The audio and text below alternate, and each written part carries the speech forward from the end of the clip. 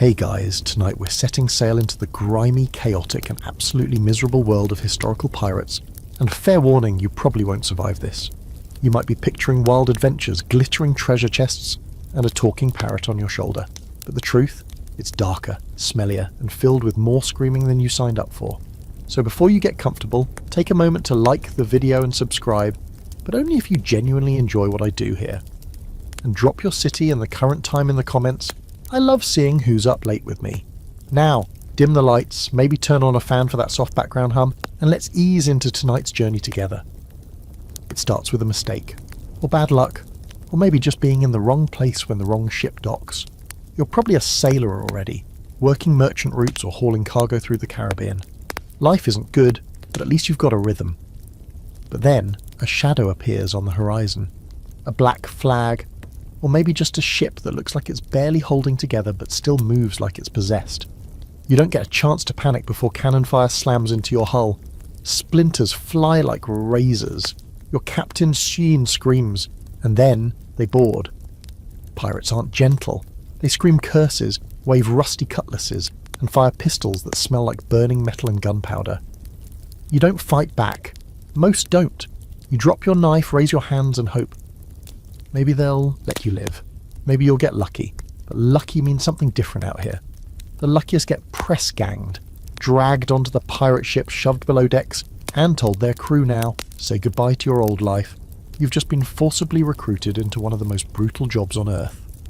They strip you of your clothes. Those belong to the pirates now. You're handed a crusty shirt, some pants that barely fit, and a pair of boots that squish when you walk. You're now part of the crew, which mostly means scrubbing decks, taking orders, and never questioning the guy with the biggest hat. Some men beg to join, hoping for gold and freedom. You didn't get that choice. You're still shaking from the attack when someone smacks you on the back and calls you green meat. It's not a compliment. Your first night aboard is miserable. The ship rocks endlessly like it's trying to fling you into the sea. You sleep on a damp board in a room that smells like mouldy bread and sweat. Someone near you is snoring so loud you think they might be dying. You're hungry, but you can't find the kitchen, because there isn't one. Just a guy called Cookie. Cookie, who boils random animal bits into something that smells like defeat. You're starting to realise this isn't an adventure. It's a trap. Historically, many pirates were forced into service this way, pressed into piracy after their ship was taken. A famous example is Captain Kidd's crew, many of whom claimed they were forced to join. Once aboard, refusing to participate wasn't much of an option. Saying no often meant being tossed overboard, or worse, and there was no polite resignation letter. The pirate life was for life, or until something sharper ended it. The pirate ship has its own rules, of course. Once you're officially in, you're expected to pull your weight, or else. There's no room for slackers or complainers. That one guy who moans too much, he's tied to the mast and whipped until his back looks like lasagna. You keep your mouth shut and your head down. You learn fast, or you suffer. And then there's the weird part. Despite the violence and chaos, pirate crews had a twisted sense of fairness. There was something called the Articles of Agreement, a kind of pirate constitution. Everyone got a share of plunder. Decisions were often made democratically. The captain could be voted out. It was like the worst job ever combined with bizarre workplace equity. Except your co-workers smell like dead fish and solve disputes with daggers. But don't get too hopeful. That share they promised you? It comes with a catch. You don't get anything until the next successful raid, and no one's promising when that will be. For now, you're just a body helping the ship limp through hostile waters, and trust me, those waters are full of things that want to kill you. Hurricanes, naval ships, other pirates. Even your own ship seems determined to fall apart beneath your feet. There's a saying aboard, the sea takes what it wants. The guy who teaches it to you is missing 2 fingers and has a tooth that whistles when he talks. You ask what happened to his fingers. Bad captain, he says, and leaves it at that. Not everything about pirate recruitment is completely agreed upon. Historians still debate just how common press-ganging was. Some believe most pirates joined voluntarily, driven by desperation or enticed by the promise of freedom and loot. Others argue it was more often coercion, especially in the golden age of piracy, when men had fewer options and navies treated their crews like livestock. But in your case, voluntary it was not. You spend your days mopping, climbing, hauling ropes and pretending you're not crying. You're hungry all the time. Someone coughs blood near your hammock. The ship rocks endlessly, and you start to dream of dry land. Not even a beach, just solid ground that doesn't sway like a drunk man. You catch yourself staring at the horizon, wondering what would happen if you just jumped. It's a dangerous thought, but it won't be your last, because this is just the beginning. You're officially a pirate now, and if you think it's going to get better from here, oh, you sweet, naive little landlubber. There's a moment, maybe a few days in, where it finally hits you. You're never going home. Not really. Not to your town, your family, your bed with an actual mattress. That's gone. Whatever vague notion of escape you had is evaporating fast. You're miles from any coast, surrounded by criminals and living in a drifting coffin. The pirate ship is your new universe now, and everything you once knew is as distant as the moon. The thing is, you hadn't realised just how attached you were to land. You miss the weirdest stuff, like walking in a straight line. Grass, birds that don't screech, the taste of fresh bread, even the sound of distant church bells, the sort of thing you used to ignore, now haunts your memory like a lullaby you can't hum right anymore. The ship rocks constantly, and your legs never quite adjust. You stumble into walls, trip over ropes, and at least once a day you swear the floor is moving just to mess with you. Spoiler, it is. You find out quickly that privacy is a myth. Everyone's packed together below deck, breathing the same sour air, sleeping shoulder to shoulder on creaky boards or hammocks that reek of mildew. Conversations are always happening. Arguments, groans, muttered threats, dreams yelled mid-sleep. You've never heard so much snoring in your life. And the air? It smells like old cheese left in the sun, with a whisper of wet dog and a bold splash of sewage. If hell has a scent, it probably took notes from a pirate ship. You try to make friends, or at least avoid enemies. There's Peg-Eye Joe, who lost his eye in a bar brawl but insists it was a duel with a Spanish assassin. There's Knuckles, a hulking brute who collects other people's teeth. You don't ask why. And there's a guy called Whisper, who's always smiling and never says a word. He creeps you out. But it turns out you're the weird one for not having a nickname yet. That'll come, usually after something humiliating. Mealtimes are, let's call them formative. The ship's stores include salted meat that's more bone than flesh, hardtack biscuits with bugs baked in, and something that might have been pickled cabbage before it died. There's also rum, lots of rum, not to celebrate but to numb. You learn fast that everyone drinks not for fun, but to cope. The rations are so foul you find yourself jealous of the rats. They look healthier than to most of the crew. Fresh water is rationed, and it tastes like rust and regret. Washing, don't make everyone laugh. You're not bathing out here unless you count the occasional rainstorm, and even then you have to fight 10 other guys for a decent soak. Your clothes haven't been dry since you got here. Your socks are a biological hazard. You start to itch in places you didn't know could itch. Welcome to the glamorous life of a seaborne outlaw. Here's a historical gem for you. Pirates actually had some of the strictest codes when it came to sharing supplies. Despite their reputations, many crews kept careful inventory and were ferocious about rationing. Wasting water could get you flogged. Stealing food, death. On some ships you'd be marooned, left on a rock with a pistol and a single shot just in case starvation got boring. So no, it's not a buffet of rum and roasted pigs. It's more like the world's most dysfunctional summer camp run by angry drunks with knives. And then there's the chores. Everyone pulls their weight. That includes cleaning the deck with sand and seawater, patching sails while balancing on swaying masts, and scrubbing out the bilge, the lowest part of the ship where all the liquid waste settles. It's as pleasant as it sounds. You spend hours down there in knee-deep muck, scooping out sludge that smells like rotten despair. One guy down there with you says he saw a crab with 3 eyes. You don't know whether to believe him or to cry. Despite all this, you start to understand something strange. The ship is a world. A terrible one, but still, a system. Everyone has a job, a rank, a place. The captain barks orders and gets the best food. The quartermaster handles disputes and hands out punishment. The rest of the crew follows rules and tries not to die. There's rhythm to it. A dark, sweaty rhythm that starts to worm its way into your bones. But you can't shake the loneliness. Out here, time is slippery. Days blend into nights, and you sometimes forget what month it is. There's no calendar, no real routine, just endless ocean and a horizon that refuses to come any closer. You start counting the stars at night, naming them in your head. You talk to the sea sometimes, out loud, just to hear your own voice. If the sea talks back, well, let's hope that's just sleep deprivation. Scholars still argue over whether pirates truly felt freedom the way modern minds romanticize it. Some claim the open sea gave them liberty, unlike anything the mainland offered. No kings, no taxes, no rules but their own. Others point out that being hunted by every navy in the world, stuck on a disease-ridden vessel with sociopaths, isn't exactly liberating. But to the average press-ganged sailor like you, freedom feels a lot like imprisonment, just with more screaming and fewer walls. One of the strangest facts about pirate life? Many pirates actually missed life on land not for family or peace, but for the simple comfort of being bored. Out here, you're either terrified, exhausted, or sore. Sometimes all three. You dream about boredom now, about a day with nothing to do but sit. That would feel like heaven. As night falls again and you curl up on your plank of misery, trying not to touch the guy drooling beside you, you find yourself whispering the same 3 words over and over.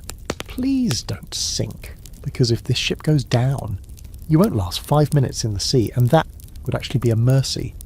By your 3rd week aboard the pirate ship, assuming you haven't been stabbed, thrown overboard, or crushed under a collapsing mast, you start to realise that the worst part of life at sea isn't the fear. It isn't even the violence, it's the food. Or what passes for food. Your body is already protesting, your stomach constantly growling like something's trying to crawl out. Every mealtime is a gamble and the house always wins. You line up with the rest of the crew, bowl in hand, hoping for something edible. What you get instead is a ladle full of brown-grey mush, with the consistency of wet ash and a smell that could knock out a goat. You don't ask what's in it. No one does. Asking questions is a fast track to being told to go lick barnacles instead. You spoon the stuff into your mouth and try not to gag. It's salty, sour and chewy in all the wrong ways. You chew on something crunchy and don't investigate. That way lies madness. Then there's the hardtack. It's the official bread of pirates and a cruel joke invented by some sadistic baker back on land. These flour and water bricks have been in the barrel so long they've fossilised. You try to take a bite and nearly chip a tooth. Eventually you learn the trick. Soak it in water or rum, then suck on it until it surrenders. Except even then it comes with a special surprise. Maggots. Little white ones squirming happily inside the biscuit like it's a spa. Some guys pick them out. Most don't bother. Protein's protein, right? Fresh food is a fantasy. The fruits and vegetables vanished weeks ago. Meat is salted into near jerky and stored in barrels that smell worse than the bilge. Water is rationed so carefully that bathing with it would get you stabbed. You drink beer or watered down rum instead, which means you're constantly buzzed, mildly dehydrated, and getting scurvier by the day. Not that you know that yet. The first signs are just bleeding gums and weird bruises. The fun part comes later. To make things extra festive, you've got a cook named Blacktooth who seems to take personal pride in making everything taste like regret. He's missing most of his teeth, including the ones in the back that make chewing possible. He uses a knife that looks like it was fished out of a volcano, and he seasons everything with something called ship's spice, which is probably just ground up rope and sea salt. He grunts at you if you ask for seconds, and he'll throw a ladle at your head if you criticise his stew. It still might be the most stable relationship on the ship. Pirates historically had a very real problem with nutrition. Their diet was severely lacking in vitamins, especially vitamin C. Scurvy was practically a rite of passage. Sailors' gums would swell and bleed, teeth fell out, joints ached, and wounds refused to heal. In advanced cases, the flesh on their legs would blacken and rot. And yet many crews didn't even know what caused it. Some blamed sea air, others thought it was punishment from God. You just know that your teeth feel weird and your gums itch. That can't be good. And then there's the booze. Grog, they call it. It's a mix of water, rum, and sometimes citrus if you're really lucky. Spoiler, you're not. The purpose of grog is less about enjoyment and more about killing off the bacteria in the water. It does the job. It also gets people drunk enough to forget how miserable they are, which is apparently an unofficial survival strategy. The downside is that everyone is slightly tipsy all the time, which makes climbing rigging in high winds, let's say, eventful. You find yourself craving strange things. Apples, fresh bread, cheese. You dream about cheese, not even fancy cheese, just a sad little wedge of anything that didn't come out of a barrel. One guy starts talking in his sleep about buttered toast. You cry a little listening to him. Butter. What even is butter anymore? Did it ever really exist, or was it just a dream someone wrote down? Food fights aren't playful here. They're desperate. Someone gets caught hoarding dried fruit and he ends up getting locked in the brig for a week. You didn't even know the ship had a brig. It's basically a cupboard that leaks, and the rats there have tattoos. The thief comes out thin, twitchy, and missing half an eyebrow. No one talks about it. But everyone glances at the food barrels a little more suspiciously after that. There's a strange psychological shift that happens after enough bad meals. You stop seeing food as food. It becomes fuel, a grim necessity. You eat what you must and try not to taste it. You chew without enthusiasm, like someone clocking in for a shift they hate. The joy gets sucked out of it, replaced with calculation. Will this make me sick? Will I regret this? Can I keep it down? Now here's a fun fringe fact. Some pirates believed that eating rats could stave off starvation, and sometimes scurvy. Rats, after all, ate anything, including spoiled fruit that still had traces of vitamin C. So yes, eating a rat could technically be healthy. There are stories, possibly exaggerated, of crews chasing rats around the hold like it was sport. On really desperate voyages, they'd be considered a delicacy. You haven't seen anyone eat a rat yet, but you've definitely seen some people eyeing them a little too long. As if the food itself wasn't cruel enough, the preparation methods are also delightfully medieval. There's no stove, just a firebox set on bricks in the galley, when it's safe enough to use fire at all. On stormy days, you're stuck with cold hardtack and sour beer. On good days, you might get boiled fish, but good luck finding the fish that doesn't taste like seawater and sadness. Scholars still argue about how much pirate crews actually suffered from malnutrition, versus how much was exaggerated in sailor legends. Some accounts mention thriving crews full of healthy, bronzed rogues as feasting on fresh seafood. Others describe them as skeletal wrecks, with bloated limbs and sunken eyes. The truth probably lies somewhere in the middle, though right now you're definitely leaning towards skeletal wreck territory. And the irony, despite all this misery, pirates had it slightly better than Navy sailors. Royal Navy ships rationed even more tightly, and punishments were harsher. On a pirate ship you might starve, but at least you can complain about it without getting whipped. Not that it helps. Tonight, you lie awake in the dark, your stomach doing gymnastics, trying to recall what a pear tastes like. Was it sweet? Juicy? Did it even exist, or are you imagining it? Someone nearby farts in their sleep. Another groans. You think about rats. You try not to think about rats. And once again, you whisper into the dark, please don't sink. At first, you thought the worst part of this floating nightmare would be the food, or maybe the constant threat of death by cannonball, but no, you were wrong. So deeply, horribly wrong. Because now your gums are bleeding, your breath smells like an open grave, and the left side of your jaw is pulsing like it's drumming out Morse code for kill me. You've got a toothache. And out here, that's basically a death sentence wearing a smile. There are no dentists on a pirate ship, no sterile tools, no reclining chairs with cheerful little bibs. What you do have is a guy named Gristle, who once helped yank a molar out of someone's skull during the storm using nothing but a rusted hook and a bottle of rum. He's now considered the ship's surgeon. Congratulations, you're in his care. He doesn't even ask what's wrong, he just squints at your face, mutters "rots deep," and starts warming a pair of iron tongs over a candle. You try to run, he grabs you by the collar and shoves you into a barrel to sit. You're given a stick to bite down on and a small slug of rum, which does absolutely nothing except make you feel like puking and panicking at the same time. The crew gathers around like it's a puppet show. You scream before the tongs even touch you. Gristle isn't gentle. He yanks, twists, then yells, "Hold him!" when you flail. There's a crunch, a pop, and then pain so white-hot it feels like lightning got lodged in your skull.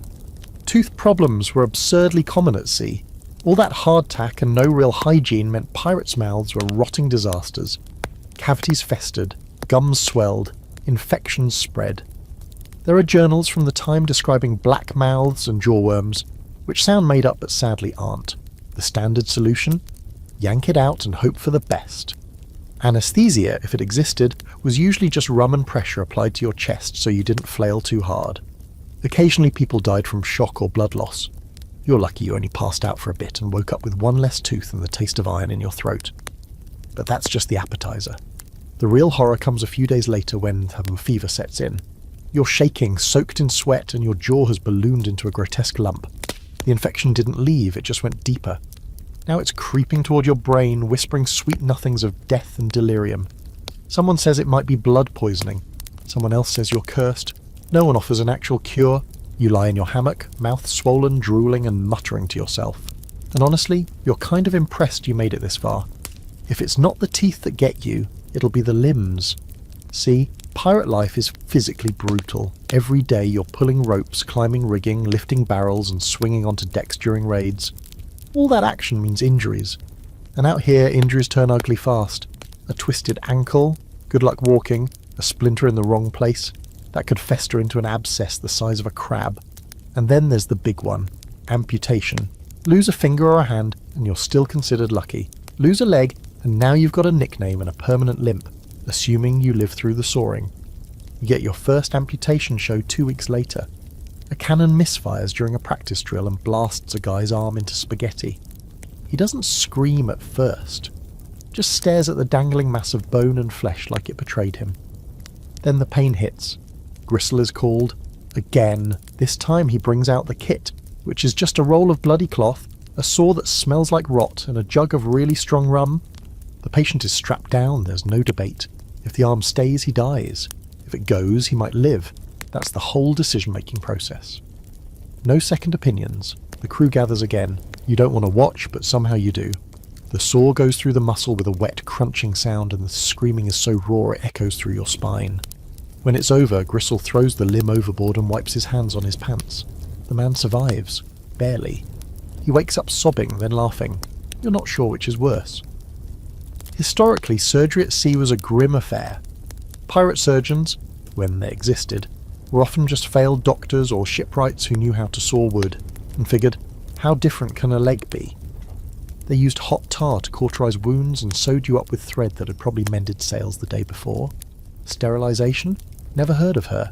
If you didn't die from the procedure, you still had to survive infection, fever, and the fact that you were in a floating germ tank with rats chewing your bandages at night. There's an open debate among historians about how many pirates actually underwent amputations and survived. Some argue survival rates were surprisingly high, given the rugged nature of pirate medicine. Others insist that any success stories were exaggerated over time to build pirate mythology. Either way, if you go under Gristle's blade, you're not betting on science, you're betting on sheer dumb luck. And luck? She's not always kind, and you've seen the guy with the wooden peg leg. He walks with a thunk and a grimace, and claims he used to be the fastest sailor on the sea. Now he spends most days polishing his leg with whale oil and telling anyone who'll listen how he once kicked a man off a plank. With the good leg, mind you. He's one of the few who laughs about it. The others, they stay quiet. Like the sea took more than just flesh. You start brushing your teeth with a bit of rag and rum just in case. You pray you never get a splinter. You avoid Gristle like he's a ghost. You check your limbs every morning like they're inventory. Everything still attached? Good. You made it another day. Tonight, as the ship groans and the sea slaps against the hull like an angry dog, you lie awake again, staring into the dark, listening. To someone 3 hammocks over, cough like they're dying. And you think, this can't possibly get worse. You're wrong, of course. You thought pirates were lawless, wild, unhinged. And okay, some of them absolutely are. But here's the twist.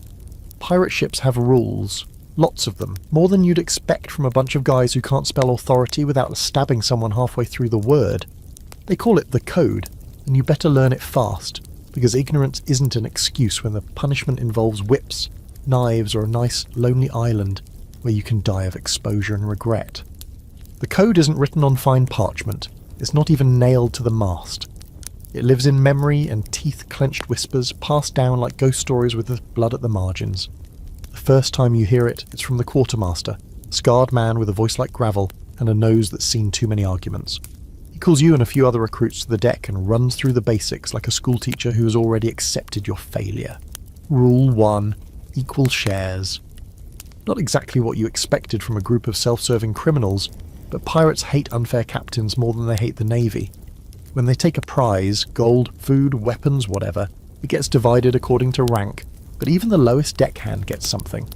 No more of that you get paid in glory nonsense like back on merchant ships. Out here, everyone wants a cut, and God help you if you try to cheat. Rule 2, keep your gear in check. That includes weapons, clothes, and anything the crew depends on. Lose your pistol in a raid? That's 10 lashes. Let your powder get wet. 20. Forget to clean your musket. You might get tossed overboard just to think about it.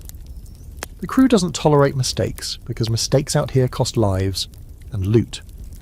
Rule 3, fight fair among yourselves at least. Disputes are settled by duel or vote depending on how much blood anyone's willing to spill. Some arguments get resolved with fists at dawn, others involve knives, a circle of chanting drunk men, and someone walking away with fewer fingers than they started with. The important thing is that once it's done, it's done. Carrying a grudge longer than a few days is suspicious, and suspicious people get watched. Watched people get eliminated.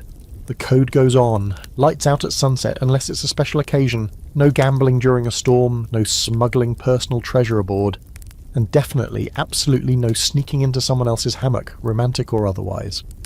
That last one is especially enforced, and the crew seems unusually passionate about it. You suspect someone had a very bad experience involving a love triangle and a cannon fuse. Now here's the weird part, these rules, they kind of make sense. Pirate crews couldn't rely on the law, so they made their own. And unlike most naval officers, captains on pirate ships could be voted out. If the crew lost confidence, they held a vote and picked someone new, usually the guy who looks scariest with his shirt off. It's rough, but weirdly democratic. Historically, this system wasn't fantasy. Real pirate codes, like those of Bartholomew Roberts or Black Bart, were shockingly detailed. They covered conduct, loot division, punishment, even what music could be played on board. Some codes banned gambling entirely, others required everyone to keep their cutlasses sharp at all times. The idea was to maintain order, not out of morality, but out of sheer survival. An undisciplined crew was a dead one. But here's where it gets dicey. Enforcement of the code? That's up to the mood of the ship. One day someone drops a dagger and gets a warning. The next, someone forgets to clean a cannon and ends up lashed to the mast with their back looking like shredded sailcloth. Justice here is more like a storm, random, loud, and full of things flying through the air. One guy, young maybe 17, gets caught pocketing a silver spoon after a raid. A spoon! The captain doesn't even blink. He orders the boy to be tied up and whipped 12 times in front of the whole crew. The kid doesn't cry, he just grits his teeth and takes it, blood running down his back like spilled wine. Afterward, he's untied and given a piece of cloth to bite on. Don't do it again, someone says, like that's going to help. You don't sleep well that night. Punishments vary wildly, the lash is common.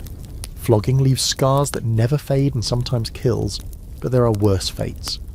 Marooning, a kind of pirate exile, is a favourite for traitors or major screw-ups. You get dropped on a deserted island with a pistol and a single shot, not enough to survive, just enough to make your own ending, if starvation, sun and madness don't do it first. And then there's keel hauling. You'd heard of it in drunken rumours, but figured it couldn't be real. It is. A rope tied around your chest and feet. You're thrown into the water and dragged under the ship's hull. Barnacles rip skin, water fills your lungs. If you come up at all, it's as a screaming, shredded version of yourself. If you don't, well, you become one with the sea. Luckily it's rare. Even pirates think it's a bit much. Some historians debate whether these punishments were as frequent as the legends say. Keel hauling, for instance, might have been more of a naval thing than a pirate tradition, and marooning, while well documented, may have happened less often than the stories suggest. What's certain is that pirate crews enforced their codes fiercely, partly for control, partly out of paranoia. Trust was everything, and once it cracked, the consequences were brutal. One of the more fringe details you learn is about articles' tattoos. Some pirates actually had parts of the code inked onto their bodies, especially the rules about shares and fairness. It wasn't just for show. If someone died in battle, their tattooed rules could help settle disputes over loot, or at least give someone something to read while looting the corpse. You don't have any tattoos yet, but you're starting to think maybe one wouldn't hurt. Just something small. Maybe, don't steal spoons! Oddly enough, the longer you live under the code, the more it warps your sense of justice.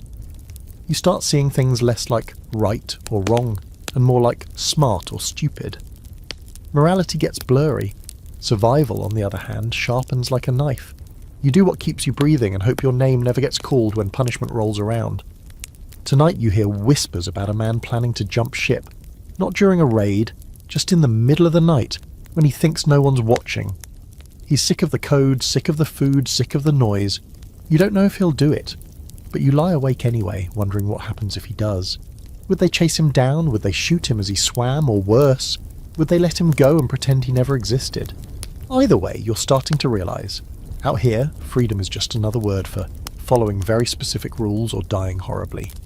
And tomorrow, there will be more rules to learn, and more people failing to follow them. You wake up to screaming. Not panicked, not terrified, but more like two drunks arguing about whose turn it is to shovel filth out of the bilge. It's still dark, probably just before dawn, and the air below deck is thick with sweat, old grog, and the unmistakable sour tang of unwashed bodies. You roll over and nearly tumble straight into a puddle of what you hope is spilled rum. Another day in paradise. There's no privacy on a pirate ship, none. Everyone sleeps, eats, pukes, and argues in the same cramped space. The smell is biblical. It clings to your clothes, your skin, your hair. You wash in salt water when you can, but that doesn't do much beyond moving the filth around in new creative patterns. There's a reason pirates don't wear white. They'd look like mouldy cheese after a week. And your crewmates, oh, they're a delight. A full cast of misfits and sociopaths, each more disturbing than the last. There's Rat-Faced Pete, who keeps dead seagulls in a crate for luck. There's Sissy Jack, who talks to his belt like it's a person. And there's Old Brody, who once pulled out his own tooth with a hook and now keeps it on a string around his neck like a trophy. You avoid them when you can, but there's nowhere to hide on this floating coffin. Eventually someone will corner you and start rambling about sea monsters, or how the moon is plotting against them. These aren't movie pirates. They don't sing sea shanties with perfect harmonies. They wheeze, they bicker. They cough blood and argue over dice games made up on the spot. Many of them are criminals who are too awful even for land. Murderers, deserters and drunks who got kicked off other ships. And now they're your co-workers. Your very armed, very unstable co-workers. One night you hear a thud in the dark. A fight over a missing knife. Someone ends up with a broken nose. The next morning it's like nothing happened. Except the blood's still on the floor and one guy's now missing half an eyebrow. Conflict is constant. Fights break out over stolen rations, cheating at cards, someone snoring too loud. You learn to sleep with your boots on and your knife under your hammock. Not that it would help much. Historically, pirate crews were a mixed bag of humanity's worst impulses. You would get ex-Navy men, escaped slaves, failed farmers, and thieves from every continent. Ships like Blackbeard's Queen Anne's Revenge were said to be floating Tower of Babels, with up to a dozen nationalities crammed into one rotting hull. Communication was mostly shouting and gestures, with a bit of shared profanity thrown in. If someone didn't like you, they didn't bother with gossip, they just made sure you slipped on the wet deck during the next storm. Yet somehow, despite all the madness, the crew functions. They sail the ship, they prepare for raids, they haul supplies, load cannons, and keep the ship moving. It's not order, it's survival instinct. Everyone knows that if the crew collapses, the ship sinks, so the rage and chaos get channeled into a strange sort of rhythm. You grow used to the screaming, the sudden bursts of violence, and the silent, grim camaraderie that follows. You may not like each other, but you all want to stay alive, barely. Here's something extra weird. Some pirates actually preferred life at sea because of this chaos. They liked that nobody asked about your past, that you could be a nobody one day, and the guy leading a raid the next. If you were tough, ruthless and loud, you earned respect, regardless of where you came from. There were even cases of black and indigenous pirates being treated as equals, at least more equally than on any land-bound society at the time.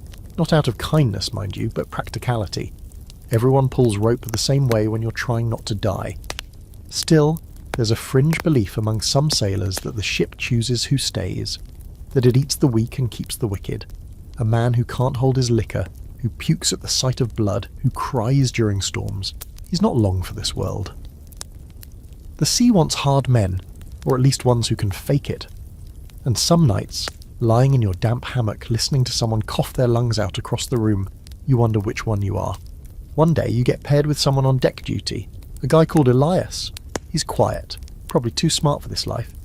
He shows you how to tie a proper bowline and how to judge wind shifts by watching the sails flutter. He smells like old salt and bad choices, but he doesn't talk to his shoes or carry seagull bones, so you latch on. It's the closest thing to friendship you've found here. Elias tells you stories about a ship that went mad and sailed in circles until the crew starved, about a ghostly vessel that sails only in moonlight and sinks anything it touches, You don't know if he's lying or just trying to scare you, but his voice is calm and low, and you don't mind listening. He tells you the only way to survive is to be useful and be invisible. Not too good, not too lazy, just there. A face no one remembers when the knife comes out.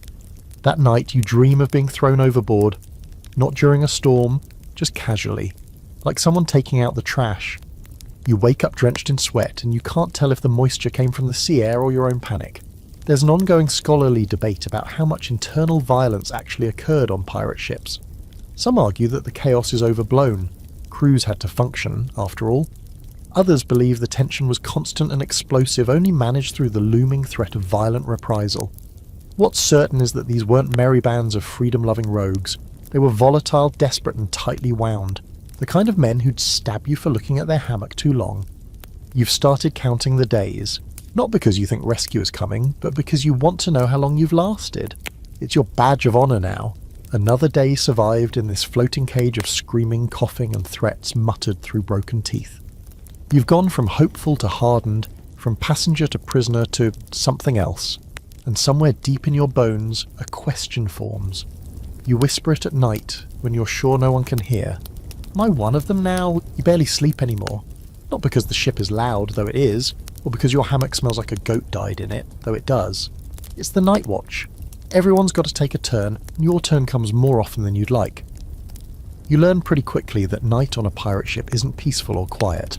It's teeth-gritting, nerve-grinding, eyes straining in the dark paranoia. It's you and a flickering lantern surrounded by the kind of blackness that makes you doubt your own shape. You're posted near the aft deck with a musket that might fire if you beg it. The lantern beside you swings with the rhythm of the waves, casting warped shadows across the rigging. The ship creaks and groans, a symphony of wood protesting its own existence.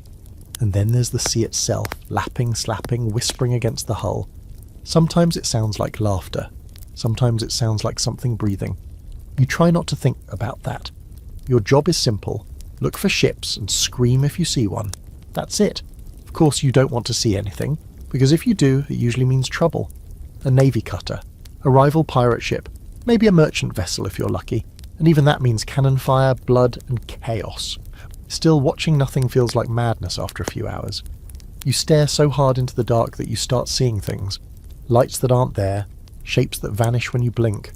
One night you're sure you see a sail, a ghostly flicker on the edge of the horizon. You call it out, heart hammering. The captain looks. Nothing. You get mocked for the next 2 days. Sleep deprivation is part of the job. You doze in awkward bursts between shifts, waking up unsure what century it is. One day bleeds into the next, each one as grey and salt-streaked as the last. You start forgetting things, words, names, where you put your belt. Your muscles ache. Your eyelids twitch. You catch yourself talking to the mast like it's an old friend. You're not the only one. There's a guy called Henley who whispers to the sea at night, begging it to take him kindly. Another guy just stares at his hands, flexing them like he's not sure they're real anymore. Historically, pirate ships ran 24 hours a day, and the crew was split into watches. The night watch was grueling, not just for the physical strain, but the psychological toll. The dark was filled with threats, storms, reefs, surprise attacks, even supernatural fears. Pirates, like many seamen of the era, were deeply superstitious. Bad omens could be anything from a red sunrise to a bird landing on the mast. You learn these superstitions fast. You have to. The crew believes in them like gospel, and breaking one is a fast way to get yourself hated. Or worse. Case in point, one night a bird lands on the bowsprit. A black seabird slick with rain. It just sits there, staring. No one wants to touch it. Bad luck, says Whisper, who never speaks, except apparently to say that. The captain orders it shot. The bird explodes into feathers and blood, and for a moment, everyone relaxes. That is, until the storm hits.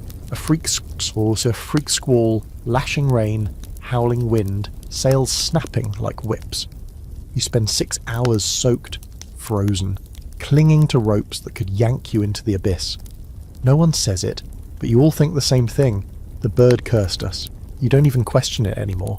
Sleep deprivation takes a toll in strange ways. One night you hallucinate. You see your childhood home, clear as day, floating just off the starboard side. You smell fresh bread, hear your mother calling your name, and you reach out and almost step off the ship. Someone yanks you back. No one says anything. Hallucinations aren't rare out here. They're just not talked about. A few of the older pirates admit they've seen mermaids. Not the pretty kind. These ones have bloated, dead faces and nails like fish hooks. One swears he kissed one once. He has no lips now. You don't ask for details. There's debate among historians about just how frequent hallucinations were among pirates and sailors. Some accounts describe vivid shared visions. Others dismiss them as exaggerations from sailors desperate to make their stories more exciting. But given the mix of bad nutrition, lack of sleep, constant fear, and potent rum, it's a wonder more pirates didn't completely lose it. Out here, reality gets slippery. And when you're alone with nothing but sea and stars, your brain fills in the blanks with whatever nightmares it can dig up. You start to understand why pirates believe in monsters, because something about the sea feels alive. It moves under you, whispers around you, punishes you without warning. You stare into it long enough and it stares back. Elias tells you about the sea eyes, a feeling that the ocean is watching.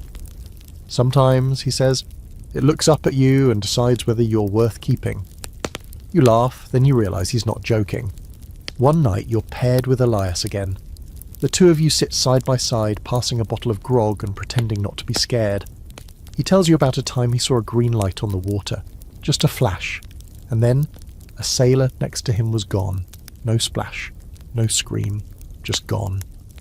Sometimes the sea takes one, he says, so it doesn't have to take all. You shiver, and it's not from the cold. You wish for sleep, but when it comes, it's not kind. You dream of sinking, gasping, clawing, screaming, of your body tumbling through black water while things slither past your ears. You wake up gasping, your hands gripping the hammock like you're still drowning. Someone nearby farts. The spell breaks, but the terror lingers. The night watch becomes a part of you. Your eyes adjust to the dark. Your hearing sharpens. You can tell who's sneaking grog from 10 feet away. You can tell when the weather's about to shift just by the tone of the creaking wood. You become, in a strange way, a creature of the night. Always alert, never rested, half real, half bull. Ghost. One of the more fringe facts you pick up is that some pirates believed their souls were tied to the stars, that if they died at sea their spirit would rise and become part of the night sky. It's a comforting idea in a bleak, haunted sort of way. You start to look at the stars differently, not just as points of light, but maybe as people who'd had enough. Maybe someday you'll be up there too, just a pinprick of light over a cold, endless sea. But for now, you're still here, still watching, still blinking into the black, praying that you see nothing at all. Morning hits like a slap. You're only halfway through a restless nap when someone yells, "All hands!" and the deck becomes a stampede. You swing out of your hammock, groggy and sour, boots hitting the boards before your eyes are even open. The sky is dark, thick with clouds, and the wind has that sharp edge, like it's looking for someone to shove off a ledge. That someone, of course, is probably going to be you. It starts slowly, a groan from the rigging, the sails snapping too hard. The ocean, already never calm, takes on a new kind of rhythm, one that churns rather than rolls. The bow rises a little too high, then drops a little too fast. Somewhere deep in the ship, the timbers creak like they're complaining to the gods. That's when the rain begins. Not gentle droplets, no, this is a vertical river, falling in sheets so dense you can't see 5 feet in front of your face. And with the rain comes the real enemy, the storm. You're yelled at to help secure the sails. That means climbing. That means clinging to ropes slick with rain and salt while the ship bucks like a furious animal. Wind howls in your ears, your hands bleed from the lines, and your boots slide against every rung of the rigging. The sea throws spray across the deck like it's trying to scrub the crew away. Every wave slams the hull, shuddering the whole ship, making it groan in its bones. You lose track of time, could be 10 minutes or 2 hours. All you know is water, shouting and terror. Lightning cracks across the sky, closer than you've ever seen, and for a second, the entire ship glows in harsh white light. You see every crewmate in full silhouette, soaked, desperate, clinging, then darkness returns, worse than before. Thunder follows, deep and ragged like a monster breathing. And through it all, you hang on, fingers numb, eyes stinging, praying not even to survive, just to not fall yet. Storms at sea are the true crucible. Forget cannonballs and curses, this is the thing that tests whether you were built for this life. Historically, many pirate ships were lost not to battle but to storms. A bad squall could splinter masts, rip sails, and roll a ship like it was made of paper. The golden age of piracy wasn't just cutlasses and treasure maps, it was hurricane seasons and rogue waves. The Caribbean, especially, was notorious for sudden, violent tempests that sank vessels without warning. One guy near you slips. His scream is brief. He hits the deck hard, rolling, limbs bent in ways they shouldn't be. You think he's dead, but someone drags him below deck, shouting for the surgeon. You don't see him again that day, you don't ask. The storm gets worse. The captain barks orders that you barely hear. The quartermaster ties himself to the wheel. You see Elias shouting something, pointing, then vanish behind a curtain of water. For a moment, the deck is just you and the rain and the thunder. Then another wave hits, and you almost fly backward. A rope lashes your arm and saves your life. You cling to it like it's a lifeline, because it is. The water's rising now. The deck floods with every wave. Below deck it's worse, dark, crowded, and half submerged. Barrels float like bobbing coffins. The bilge is overflowing. Men scramble to pump water out, but it's a losing battle. Someone starts throwing cargo overboard, trying to lighten the load. You toss 2 crates yourself, not even checking what's inside. Could be gold, could be biscuits, doesn't matter. It's dead weight now. Eventually the storm begins to pull away, slowly. Like a beast losing interest in its meal. The rain eases, the wind slackens. The waves settle from monstrous to merely miserable. The sky remains dark, but it's no longer trying to tear you in half. You collapse on the deck, coughing up salt water, soaked to the bone and shaking with exhaustion. You survived. You don't know how, but you did. For now. But the damage is everywhere. The sails are torn, 2 masts cracked, 1 crewman dead, another missing. That last one, missing, is whispered like a curse. Not because they think he survived. No. Out here, missing means taken. By the sea. And if you believe in that sort of thing, and you're starting to, you don't speak his name for fear the ocean might hear and come for you next. One of the more fringe beliefs among pirates was that storms weren't just weather. They were punishment. For betrayal. For cowardice. For mocking the sea. Some even claimed they could feel when a storm was coming, based on the mood of the ship or the mood of the water. You're not sure what to believe, but it's hard to dismiss the feeling that the ocean has a mind of its own, a cruel, calculating one. Some historians say pirates were especially vulnerable to storms because their ships were lighter and faster, built for speed, not sturdiness. Others argue that pirates were skilled navigators and storm dodgers, masters of reading wind and wave, but either way, even the best ship couldn't always win against nature's wrath. Storms didn't discriminate. Rich, poor, pirate, navy, they took who they wanted. After the chaos comes the work, hours of repairs, climbing back up to patch sails, securing cracked beams, hauling drenched supplies back into storage. No one rests, not really. You move like ghosts, drenched and grim, eyes hollow. The man who died is wrapped in canvas and weighted with stones. There's no ceremony, just a nod, a lift and a splash. The sea gets what it wants, again. You finally sleep that night, if you can call it that. It's more like collapsing into unconsciousness, your body too drained to dream. You wake up hours later with your fingers still curled into fists, nails digging into your palms like you were still gripping the ship even in your sleep. And here's the kicker. No one thanks you. No one praises you for surviving, for climbing, for hauling, for not dying, because everyone else did the same, or didn't. This is just another part of the job, another nightmare you don't get a medal for. Out here, surviving a storm doesn't make you special. It just means you're still useful. So you stagger back to your duties with the rest of the half-drowned, half-broken crew. You eat something bland and terrible, you scrub the deck because there's always blood and grime to be cleaned. You refill the water casks, you try not to look at the empty hammocks, and as the wind picks up again and the horizon starts to ripple in that particular way, you catch yourself whispering a new kind of prayer. Not today, not again, please, not again. You don't really notice it at first. Your nose adjusts so fast you almost forget what clean air ever felt like. But then the ship docks near a port, just briefly, and someone opens a cask of actual oranges, and suddenly your whole body remembers what normal smells like. The citrus stabs you in the face like a memory, and that's when it hits you. You stink. Everyone stinks. The ship stinks. Everything on this floating hunk of death reeks in a way that feels permanent. It's not just the sweat, or the mildew, or the fact that no one's bathed in weeks except during rainstorms when they strip off their shirts and laugh like madmen. It's deeper than that. The ship smells like 1,000 sins baking in the sun. Rancid fat unwashed bodies, rotting food, stale grog, dried blood, and something sweetly sour that you can't identify and definitely don't want to. Every surface is sticky, every fabric greasy. You touch a rope and your hand comes away smelling like salt and dead dreams. Below deck, the air is unbreathable.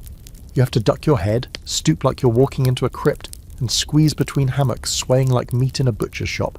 It's hot, even when it's cold. Damp, even when it's dry outside. You learn not to breathe through your nose. That's a rookie mistake. You breathe through your mouth, shallow and careful, and you pretend you're not inhaling 50 other people's exhalations. People try to help themselves, barely. Some chew cloves if they can steal them. Others wipe their pits with rags soaked in vinegar, which honestly smells worse than sweat. There's one guy, bless him, who found a crushed flower petal on shore sleeve and now tucks it behind his ear like he's some kind of perfume merchant. He still smells like a corpse marinated in rum. But hey, points for effort. You've stopped noticing your own stench. That's the worst part. You can't tell if your socks smell like mildew or just sadness. You sleep in the same clothes you worked in, bled in, threw up in. You can't even be sure what colour your shirt used to be. Yellow? White? It's grey now, stained with everything the sea has to offer. Your boots are permanently damp. You don't even want to think about what's growing in them. One day the ship passes close to another vessel, and you actually hear someone on the other deck gag. "By God, what is that?" they yell, covering their face with a kerchief. Your crew laughs. It's a badge of honour to them. You, though, you start to feel like your skin has become part of the ship. That maybe the stench isn't just on you, it's in you. Like the ship's infected you cell by cell. Historically, ships were hygiene disasters. Fresh water was limited, soap was rare, and sanitation didn't exist. Pirates sometimes did better than Navy sailors, if only because they spent more time ashore and were less bound by strict routines. But that didn't stop the spread of lice, fleas, and disease. Your body is a war zone now. You itch constantly. You've scratched your leg raw more than once. One guy found a worm in his sock. Not a leech, a worm. You pray it never happens to you. You haven't properly defecated in private since your first day aboard. The toilet, if you can call it that, is a plank extended off the back of the ship with a rope to hold onto. You crawl out there, praying the ship doesn't jolt, pants around your ankles, wind howling, sea beneath you like a giant mouth. It's terrifying. One wrong move and you're food for sharks. Sometimes you hold it for days just to avoid the trip that, of course, leads to its own horrors. Constipation, gut pain, gas that makes everyone around you threaten murder. One crewmate, Jory, brags he once spent 5 minutes on the plank in a hurricane. Says it was spiritual. You suspect he's got brain damage. And the smell isn't just bad, it's dangerous. Infection fester in damp wounds. Mold grows in clothes that never dry. Rats thrive below deck, feeding on crumbs and anything soft. Someone swears they saw a rat crawl into a hammock and nibble on a sleeping man's ear. He woke up, apparently, and tried to chew the rat back. You can't verify that story, but nothing would surprise you at this point. Fringe fact for you, there are recorded tales of ships being so rank that ports refused them entry. In the Caribbean, some port authorities demanded bribes just to let pirate vessels dock, partly because of their notorious reputations and partly because of their unbearable stench. You always thought that was exaggeration. Now you know better. You wouldn't let yourself into port if you were in charge. There's a scholarly debate over whether pirates had better hygiene than the average Navy crew. Some argue they did. Less formality meant more frequent dips in the ocean, more access to fresh water from stolen supplies. Others say it's wishful thinking. Life at sea was disgusting, period. And pirates weren't exempt. They just might have had more fun while rotting alive. And here's the grossest part. Sometimes the smell saves your life. You can sniff out infection before it hits hard. You recognise the rank musk of fevered sweat, the metallic tang of blood from a fresh wound, the sour milk reek of pus. You know when someone's dying by the way the air thickens around them. Your nose becomes a survival tool. Horrifying, yes, but useful. You find yourself fantasizing about just at a bar of it, maybe two. You imagine scrubbing your scalp until your fingernails come away clean. You imagine stepping into a bath so hot your skin turns red and coming out smelling like something other than despair. One day, a crewmate finds a bar of soap hidden in a crate from a recent raid. He holds it up like a relic from a lost civilization. Then, in full view of the crew, he eats it. Thought it was cheese, he says. No one even flinches. Tonight, as the wind shifts and the smell of bilge and sweat wafts through the narrow passage where you sleep, you lie with your arm over your face, trying not to breathe too deeply. Someone farts 2 hammocks over. Someone else coughs a thick, phlegmy cough. The guy next to you mumbles in his sleep, "Please don't rot yet," over and over.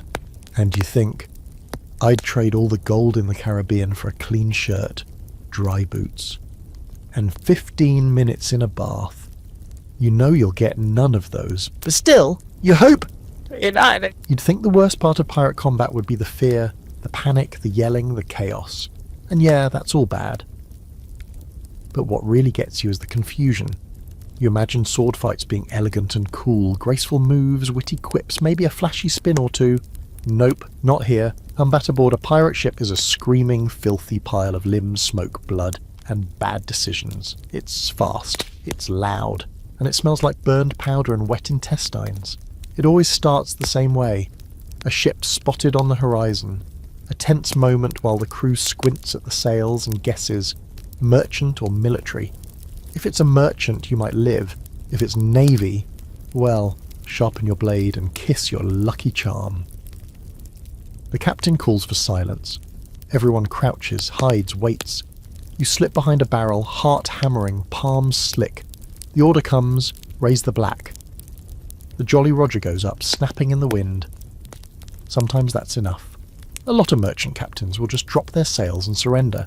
Better that than face a horde of sea-drenched lunatics with pistols and wild eyes. But when they don't surrender, the cannons start.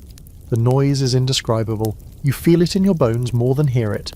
A deep, concussive boom that shakes the whole world. The recoil nearly knocks the gun crews off their feet. The deck trembles under you, the smell of sulphur thick in the air. Splinters rain down like angry wooden wasps. You duck instinctively, even though you're not entirely sure from what. Cannons aren't accurate. They're not meant to be. They're meant to smash, to terrify, to punch holes in the hull or scatter enemy crew. You hear a screech from the other ship as a shot lands, followed by shouting. Your ship returns fire. You watch a cannonball miss completely and land in the ocean with a slap. The gunners swear like poets. You just try not to throw up. Then comes the boarding.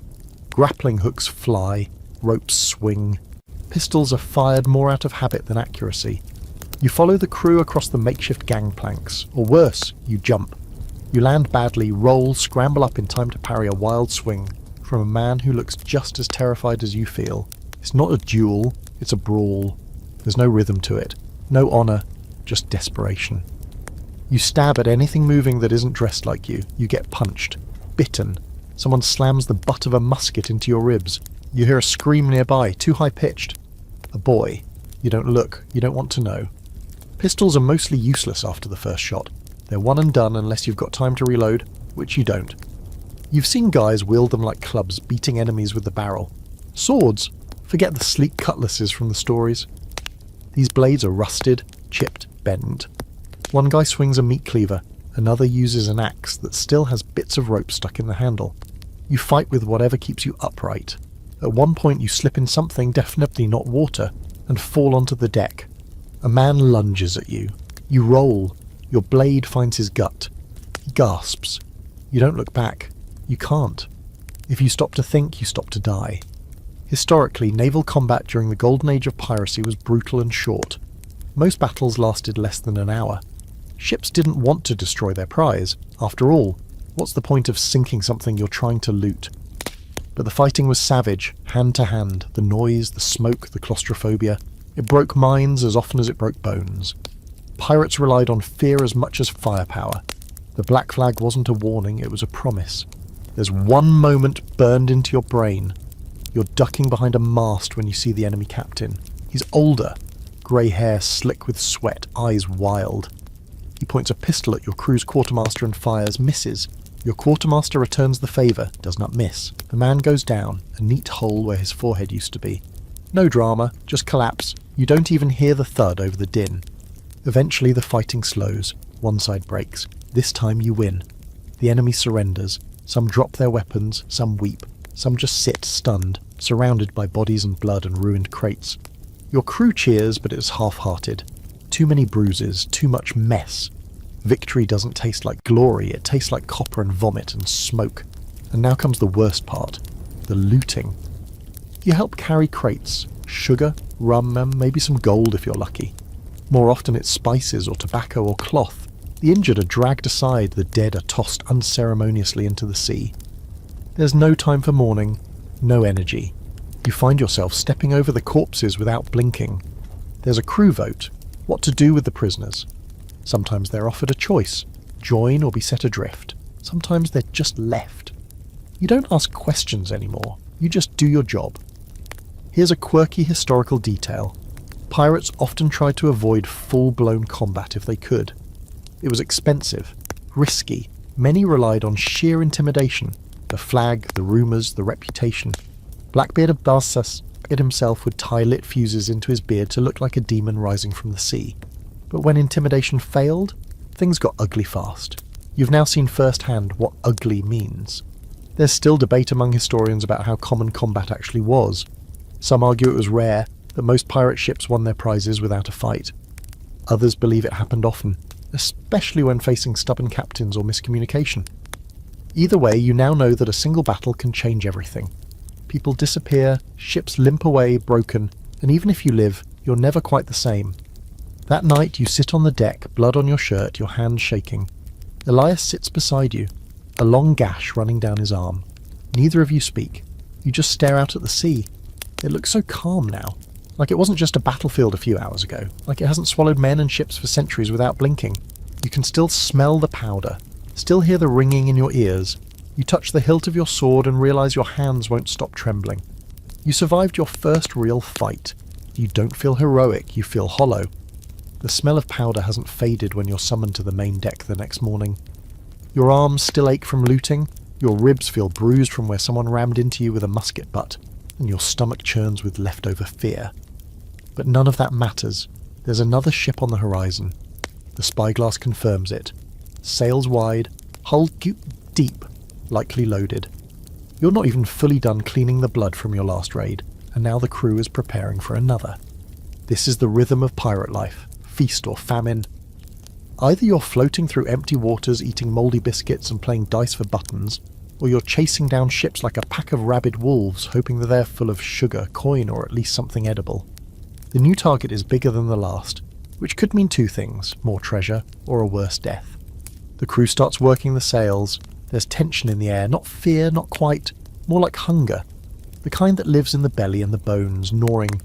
Pirates don't raid for fun, not really.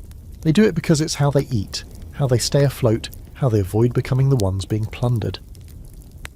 You're caught up in it now. You've stopped thinking of yourself as a hostage. Somewhere along the line, you became part of the hunt. This new ship sees you early. The Jolly Roger goes up, but they don't stop. Instead, they start turning, running. That's the worst case scenario. Chasing a ship means time, risk. They might get away, or they might lead you into a trap. Either way, the crew doesn't hesitate. Sails are tightened, wind is aged, orders barked. Your ship surges forward with groans and snaps, like it knows this dance too well. The chase lasts hours, sun blazing, sweat pouring, every crew member pulling ropes, adjusting angles, navigating every gust like it's life or death. Which, fun fact, it is. You lean over the rail at one point, watching the sea whip past in streaks of white and blue. That's when you hear it, the distant boom of cannon fire. They're not waiting for boarding this time. They want to scare you off. You don't scare that easily anymore. Your ship returns fire, but the rangers pour. The cannonballs splash into the water, geysers of salt and noise. Eventually, the enemy gets close enough to see the whites of their eyes, panic-wide, darting. It's another merchant vessel, poorly armed, desperate, and this time they fight. The boarding is less chaos and more bloodbath. They know they're cornered. You know they've got cargo worth protecting. You lose count of the bodies, the screams, the brutal clang of iron. You're shoved, slashed, nearly thrown off the deck. You retaliate with the same ugly instinct that saved you last time. and when it's over, you're alive again. Panting, numb, hands sticky with someone else's blood.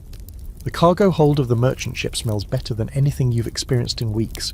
Spices, molasses, even a barrel of lemons. Honest to God, lemons. The crew cheers. It's not gold, but it's survival.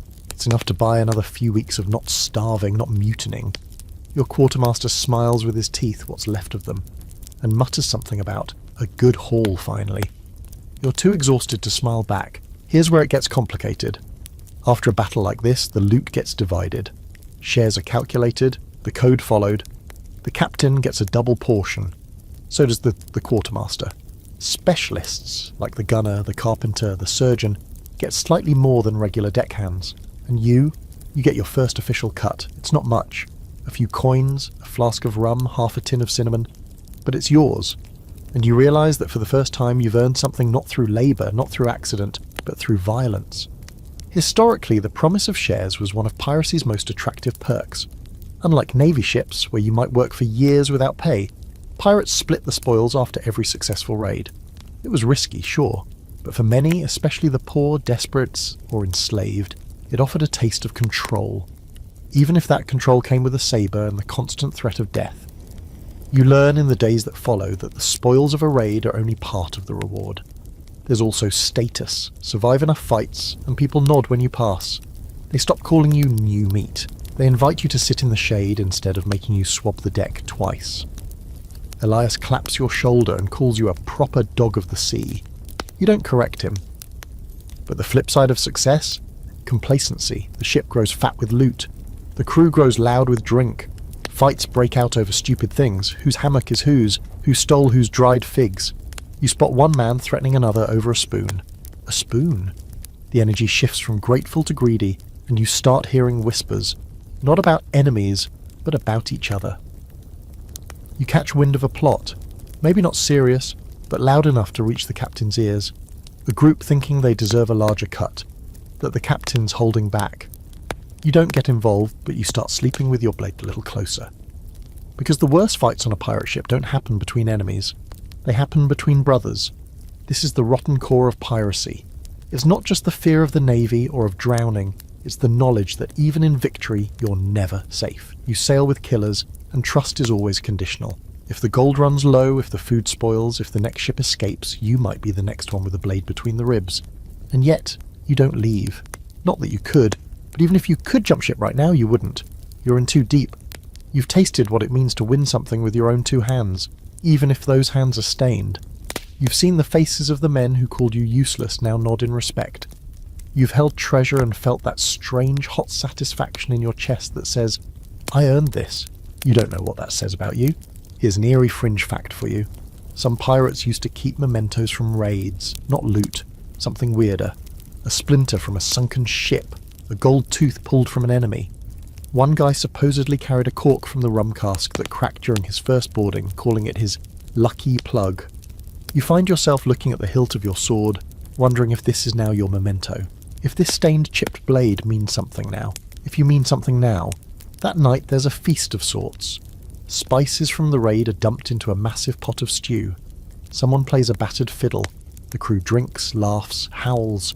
You sit on a barrel staring at your tin of cinnamon, debating whether to trade it for a dry pair of socks. You don't. You clutch it like a medal. You survived another raid. You made a little profit. You didn't get stabbed. You even got to eat something that didn't taste like barnacles. You should be proud, but all you feel is tired. You wake to shouting, but it's not the usual kind. No drunken brawl, no barking orders from the captain, no gaggle of grog-soaked idiots arguing over dice. This shouting is sharper, colder, low, urgent tones passed around the deck like poison. You pull yourself up from your hammock, bones still sore from the last raid, and catch the word that always means trouble, mutiny. It's whispered at first, then louder, more confidently. You hear it from Brody, who usually talks to his belt buckle.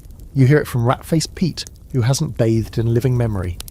Even Elias gives you a look, tight-lipped and tired, that says something's happening. You already know the rule. When people start going hungry or think the loot's being unevenly split, the knives come out. Not for the enemy, but for each other.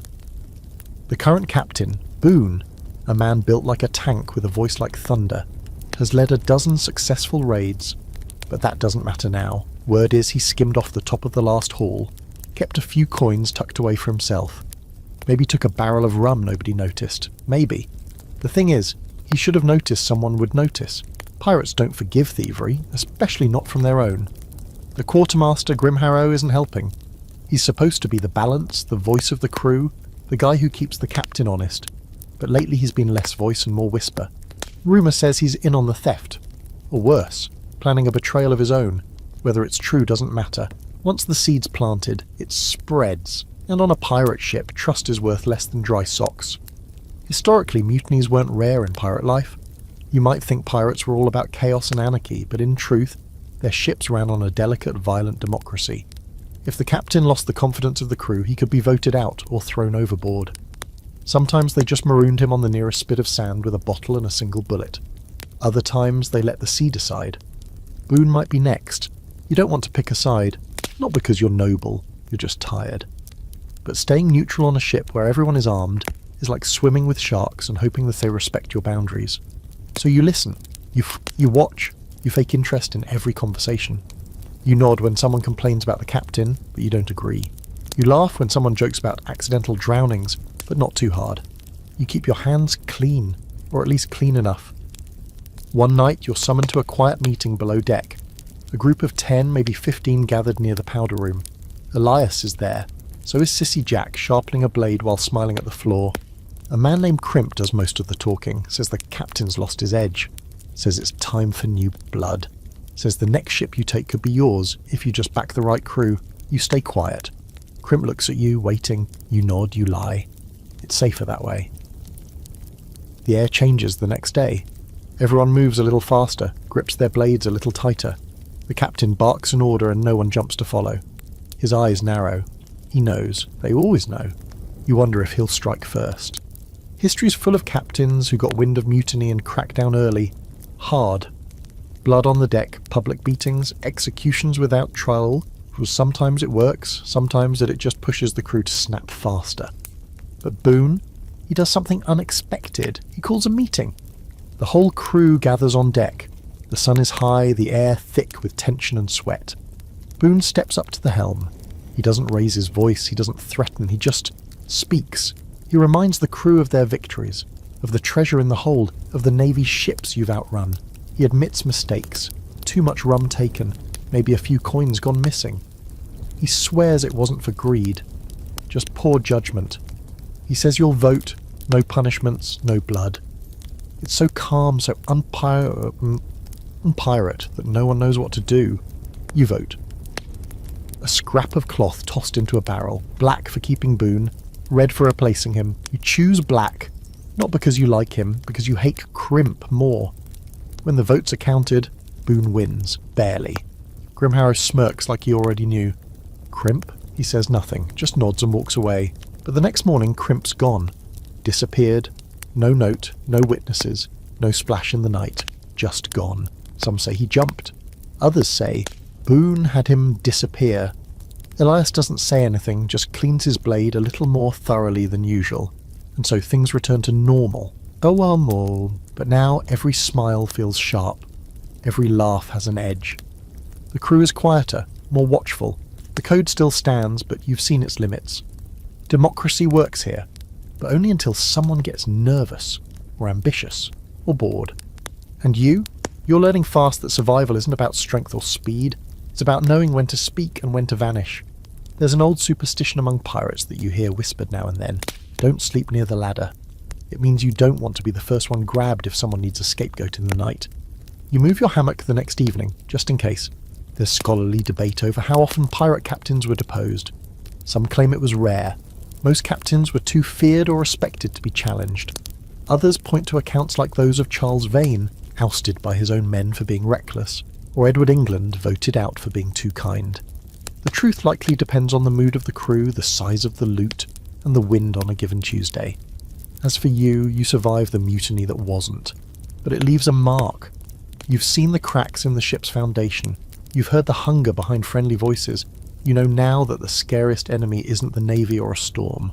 It's the man who stands beside you, smiling while he counts how many steps it would take to throw you overboard. There's a saying on the ship now, half joke, half threat. You ain't a real pirate till your teeth fall out. You hear it the first time when someone spits blood into a barrel, his gums looking like chewed velvet. The man grins, well, grimaces, and someone nearby mutters, "Ah, the scurvy's got him." Everyone laughs, but it's that brittle, tight kind of laugh that people use when they're trying not to imagine the same thing happening to them. You've stopped laughing at anything related to disease. Scurvy doesn't come on like a thunderclap. It creeps. First you bruise easy, then your joints ache, then your gums swell and your breath could drop a man at 5 paces. When your teeth start to wiggle, really wiggle, it's like your whole face is trying to fall off. You can't eat right. You can't sleep without biting your tongue. You mumble when you speak because everything inside your mouth feels like it's about to melt. You've seen men try to tie their loose teeth back in with string. You've seen men pull them out with their bare fingers. You do not want to join that club. The worst part, you know exactly why this is happening. Everyone does. You haven't seen a fruit since the lemon barrel ran out 2 raids ago. That tiny burst of citrus was heaven. Pure, acidic salvation. But it was gone in a week, and you're back to sucking salt and crunching biscuit beetles.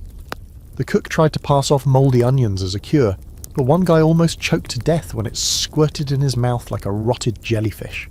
That was the last time anyone trusted the onion cure. Historically, scurvy was the bane of long voyages, especially in the age before vitamin C had a name. Pirates knew the signs, swollen gums, weakness, bleeding from places that shouldn't bleed, but they didn't always know the cure. Some guessed right with citrus or pickled vegetables. Others just hoped they'd raid a port before their bodies gave out.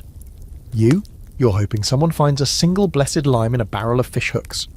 And then there's smallpox. Or maybe it's the pox, nobody's sure. One guy starts showing spots, then another, then another. Red bumps, fevers, shaking fits that make them gnash their teeth until the teeth snap off. They get isolated below deck, behind a row of barrels near the cargo hold. Someone sets up a ragged curtain, like that's going to fool the pox. The air down there starts to stink in a way even you haven't smelled before, and you've smelled things that would make a vulture cry. One by one, the sick stop moving. They get quiet. No screaming, no twitching, just still. Then after a few hours or maybe a day, their bodies are lifted in silence and slid off the plank with a single splash. No prayers, no coins over the eyes, just water. It hits you suddenly that there is no such thing as dying peacefully on a pirate ship. Every death is either loud and awful or quiet and suspicious. You can't get sick without someone eyeing you like you're contagious, like you might be the next reason they die. And if you are sick, you better hide it. A cough gets you side-eyed. A nosebleed gets you whispers. A bad fever? That's a rope around your ankle and a splash before nightfall. One night you wake up drenched in sweat. Your skin's burning, your legs ache, and your stomach is tight like someone's wounded up with a winch. You panic. You sick? Is it the pox, the scurvy, something's worse? You stumble to the deck, gasp in the night air and retch over the side. A shadow passes behind you. No one says anything. That silence is worse than yelling. You don't know if you are being watched or measured. You start chewing on whatever you can find, dried seaweed, to a bitter bit of root someone insists is medicinal, even the white, tasteless pulp from the bottom of an old barrel. Anything to keep your teeth in your head. You've started dreaming about oranges. Not treasure, not gold, just a stupid, fat, juicy orange. You want to bite into it and let the juice run down your chin. You want the acid to sting your gums. You'd trade your hammock for one slice. Hell, you'd trade your sword. And then, one day, by some miracle, the captain announces you're stopping at a hidden cove to resupply. Not a port. Too risky. But a place known for fruit trees and fresh water. The crew cheers like children. You've never seen the grown men cry over a pineapple before. You see it now. As you approach the shore, the smell hits you first. Green. That leafy, humid scent of plants not yet rotted or salted. The crew practically sprints onto land. You're one of the first off. You run. Literally run.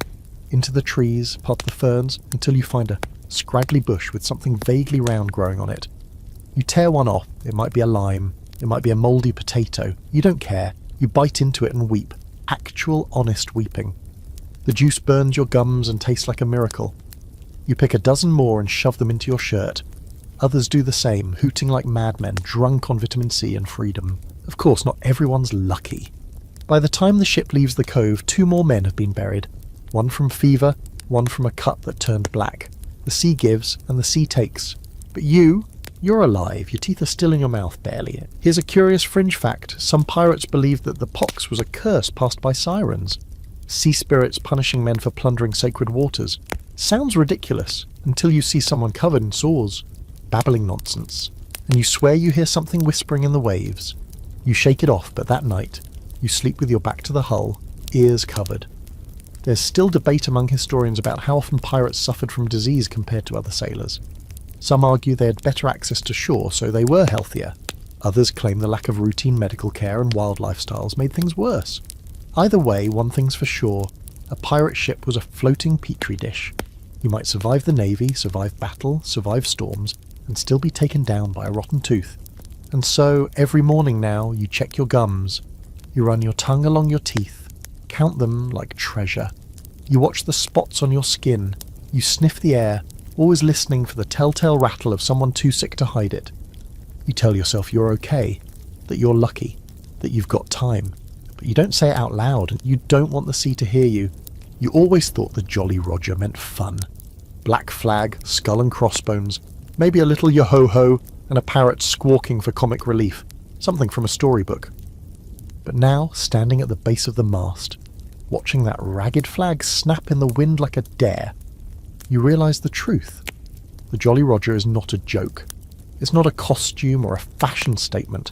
It's a threat, a warning, a confession. It says, we are monsters, and we're proud of it. The day starts clear, the sky a perfect dome of blue.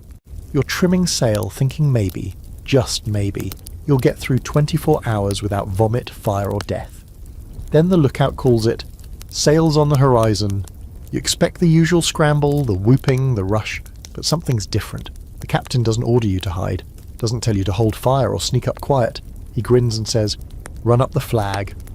You do it. You haul the rope, and the Jolly Roger unfurls. Not the one you're used to either, not the cartoony skull. This one's got a skeleton holding an hourglass and a spear, standing over a bleeding heart. It's terrifying. Even the paint is uneven, like someone carved it with their own fingernails in a fit of rage. And you realise this is a specific message. This one says, surrender now, or die screaming. That's the point of pirate flags. Every symbol has the meaning. Some signal mercy, others promise torture. Historical pirates used dozens of different flags. Hourglasses for time's running out, spears for we like violence, bleeding heart you for we enjoy watching you suffer. And the black background? That meant you might live if you surrender. Red meant no survivors. This flag is black, but there's a red smear across the skeleton's face that might just be old blood.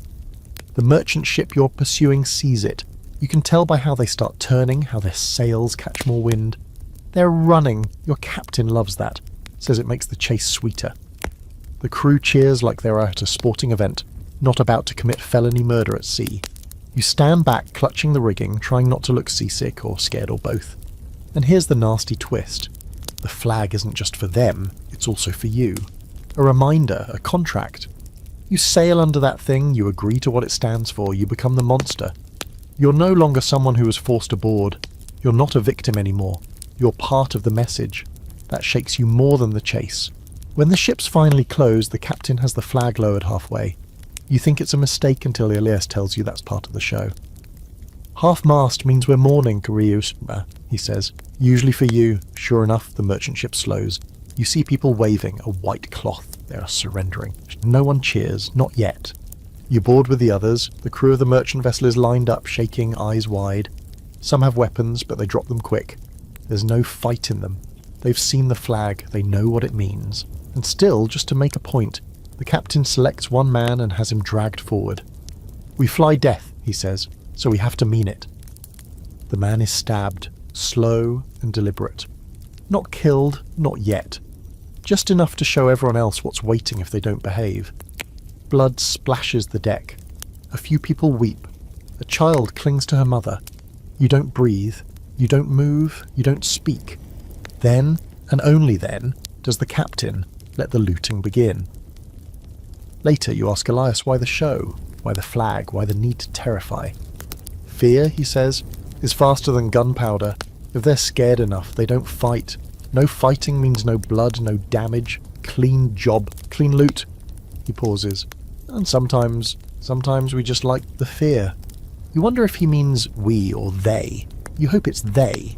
Here's a quirky fact you won't find in children's books. Pirate flags were often customised on the fly. Some were sewn from old sails, others painted with tar, pig's blood or red wine. There's one story of a pirate who nailed his enemy's ears to a flag and hoisted it just to see if it'd flap right. Nobody remembers his name, but everyone remembers the flag. Some ships even carried multiple banners to swap out depending on their mood.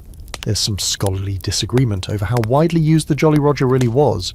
The image of the skull and crossbones is so iconic it feels universal. But some historians argue most pirate-built ships either use plain red or black flags, or no flag at all until the last second. The Jolly Roger, in all its stylized glory, might be more myth than fact. Doesn't really matter to you now. You saw one today, and it changed things. The merchant ship is stripped clean. Crates of cloth, tobacco, a few chests of silver.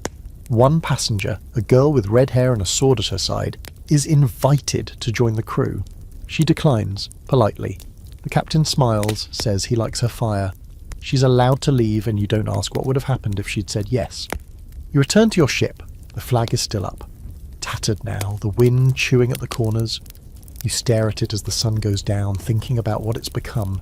Not a banner. A confession. A dare. A mask you wear so long you forget your real face. That night, someone paints a new symbol on one of the sails. A crude skull with burning eyes. You ask who did it. No one answers. No one has to. It's just the ship announcing what it is now, and what you are too. You lie in your hammock, eyes open, the flag burned into your mind. You wonder what would have happened if the merchant crew had fought back. You wonder what kind of person you've become that you didn't stop the stabbing. You wonder if the Jolly Roger is flying inside your chest now, waving silently behind your ribs. Because here's the truth. The flag is more than fabric. It's a line. And you're on the wrong side of it now. There's a sound that always makes your stomach twist, no matter how long you've been at sea. It's not cannon fire, not even the gruesome of splintering wood. It's quieter than that.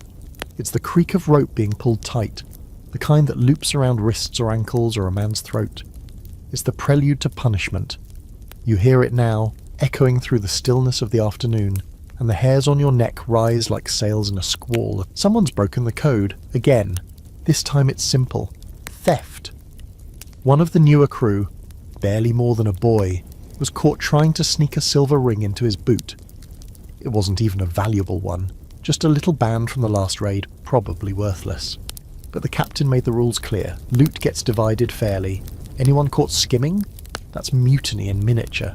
And mutiny, even in its mildest form, gets met with pain. They tie him to the mast. He doesn't struggle. Maybe he knows that struggling just makes it worse. Maybe he's too scared to move. His shirt is torn off, his back pale and trembling. The boatswain steps forward with the whip, an old knotted thing with bits of shell and wire woven into the strands. It's not meant for correction, it's meant for damage. You've never heard a whip break the air before. It whistles first, like a snake hissing through the dark, then cracks with a sound like bones snapping. The boy screams. The crew doesn't blink. Another lash, more blood. By the third, he's sobbing. By the fifth, he's quiet, just breathing raggedly, eyes wide and distant, mouth moving like he's praying or cursing or both. You turn away. Not because you're noble, because if you watch too long, someone might think you enjoyed it. And that's worse. On a pirate ship, too much sympathy is weakness. Too much interest is sadism. The safest thing is detachment. So you walk to the rail and stare out at the sea, pretending the salt wind stings your eyes. Pirates were brutal, but they weren't lawless. They had systems. Punishment wasn't chaos. It was ritual. Whippings, maroonings, beatings, even executions, all followed an unspoken code. You broke the rules, you paid, and it didn't matter if you were new or seasoned. The punishment was often public, a lesson to everyone else, not just to scare but to remind. A pirate crew couldn't afford freeloaders or liars. One loose thread and the whole ship unravelled. There's talk sometimes of a man named Holtz, no one knows if he's real, who supposedly tried to poison the captain for a bigger share. They say he was tied to the bowsprit, spread-eagled like a scarecrow, and left there through a storm lashed by rain and wind until his skin peeled like burnt parchment. When he finally died, they cut him down, not for burial, but to toss him to the sharks. Elias says that part's true. He claims he saw the sharks waiting under the hull. Some punishments are creative. A guy once drank too much grog, pissed in the water barrel and got caught. He didn't get flogged. He got silence.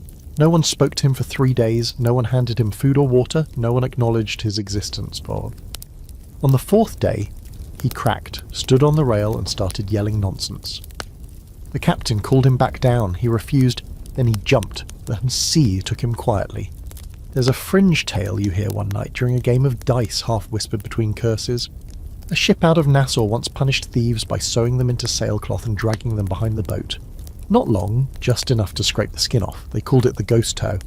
Supposedly, if you survived, they let you stay. You had to live with your skin half gone, but you got to live. That was the reward. Some historians argue that these punishments weren't as common as legends make them sound. They claim that pirate crews relied more on social pressure, voting and practical consequences, like docking shares or demotion. But those are historians sitting at desks, dry and safe. You've seen what happens when someone breaks the code out here. The lash is real. The bruises don't lie. Fear is a faster teacher than fairness. After the flogging, the boy is cut down. He collapses onto the deck, twitching. Someone hands him a dirty rag to bite. No one helps him up. He has to crawl below on his own. Whether he stays or jumps ship at the next port, no one knows. What matters is that everyone saw what happens when the rules get bent. The crew moves on, lunch is served. Someone starts humming. A sea shanty like the mast wasn't just dripping blood 5 minutes ago. You clean your blade that evening, even though it hasn't seen use today. You do it because it's something to focus on. Something mechanical. One stroke, then another. Elias sits nearby, quiet as ever, running his fingers over the grip of his pistol like it's a talisman. Neither of you speaks. You've learned by now that the worst wounds aren't always from battle. Sometimes they come from inside, betrayals, whispers, quiet cruelty. There's no honour in watching someone bleed out for a ring. There's no pride in tying a man to a mast. But there's survival. And in pirate life, survival always wins. There's an eerie moment after nightfall. The ship rocks gently, moonlight slipping across the deck like spilled milk. You pass by the mast, and you swear you see the imprint of the boy's body still there, shadowed in the wood, like the ship remembers. Maybe it does. After all, she's seen more punishment than most prisons. And here's the part that keeps you up. You didn't stop it. You didn't speak up. And part of you knows, next time it could be you, maybe not for theft, but for failing in a raid, for getting caught sneaking extra water, for stepping on the wrong toes. Because out here, punishment isn't about justice, it's about control.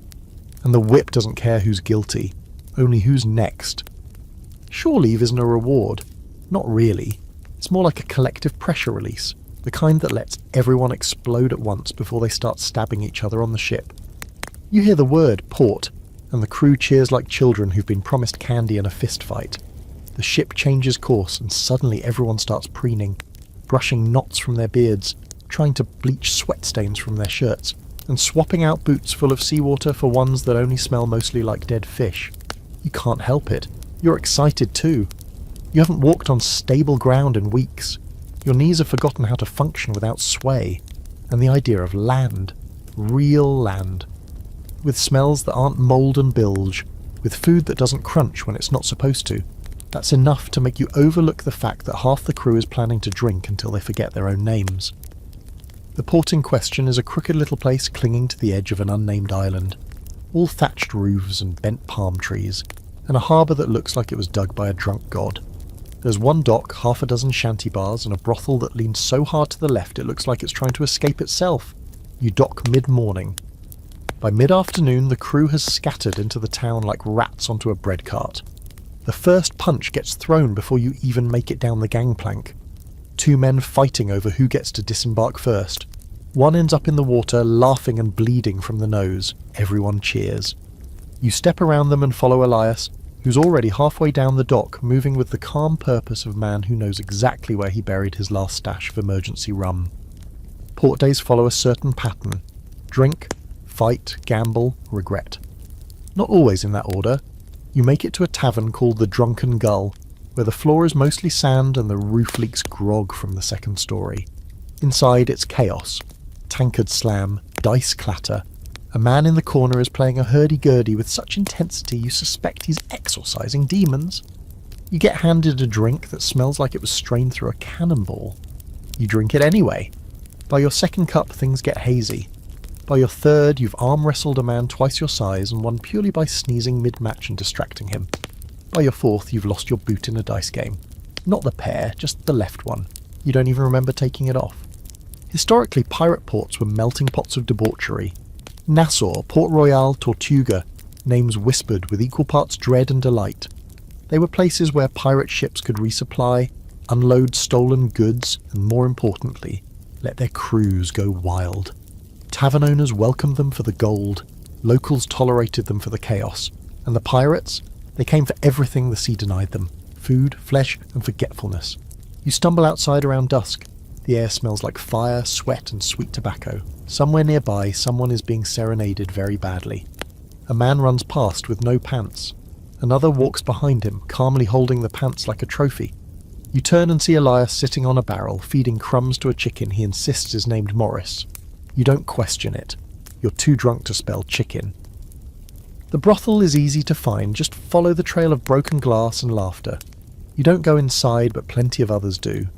You hear the creaking walls from the street, the moaning, the occasional scream. It's not all pleasure. Pirates often confuse lust with ownership, and not all encounters are consensual. That part never makes it into the sea shanties.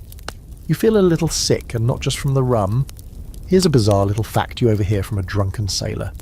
There's a port where they train parrots to mimic coins clinking in a purse, just to lure pirates into gambling halls.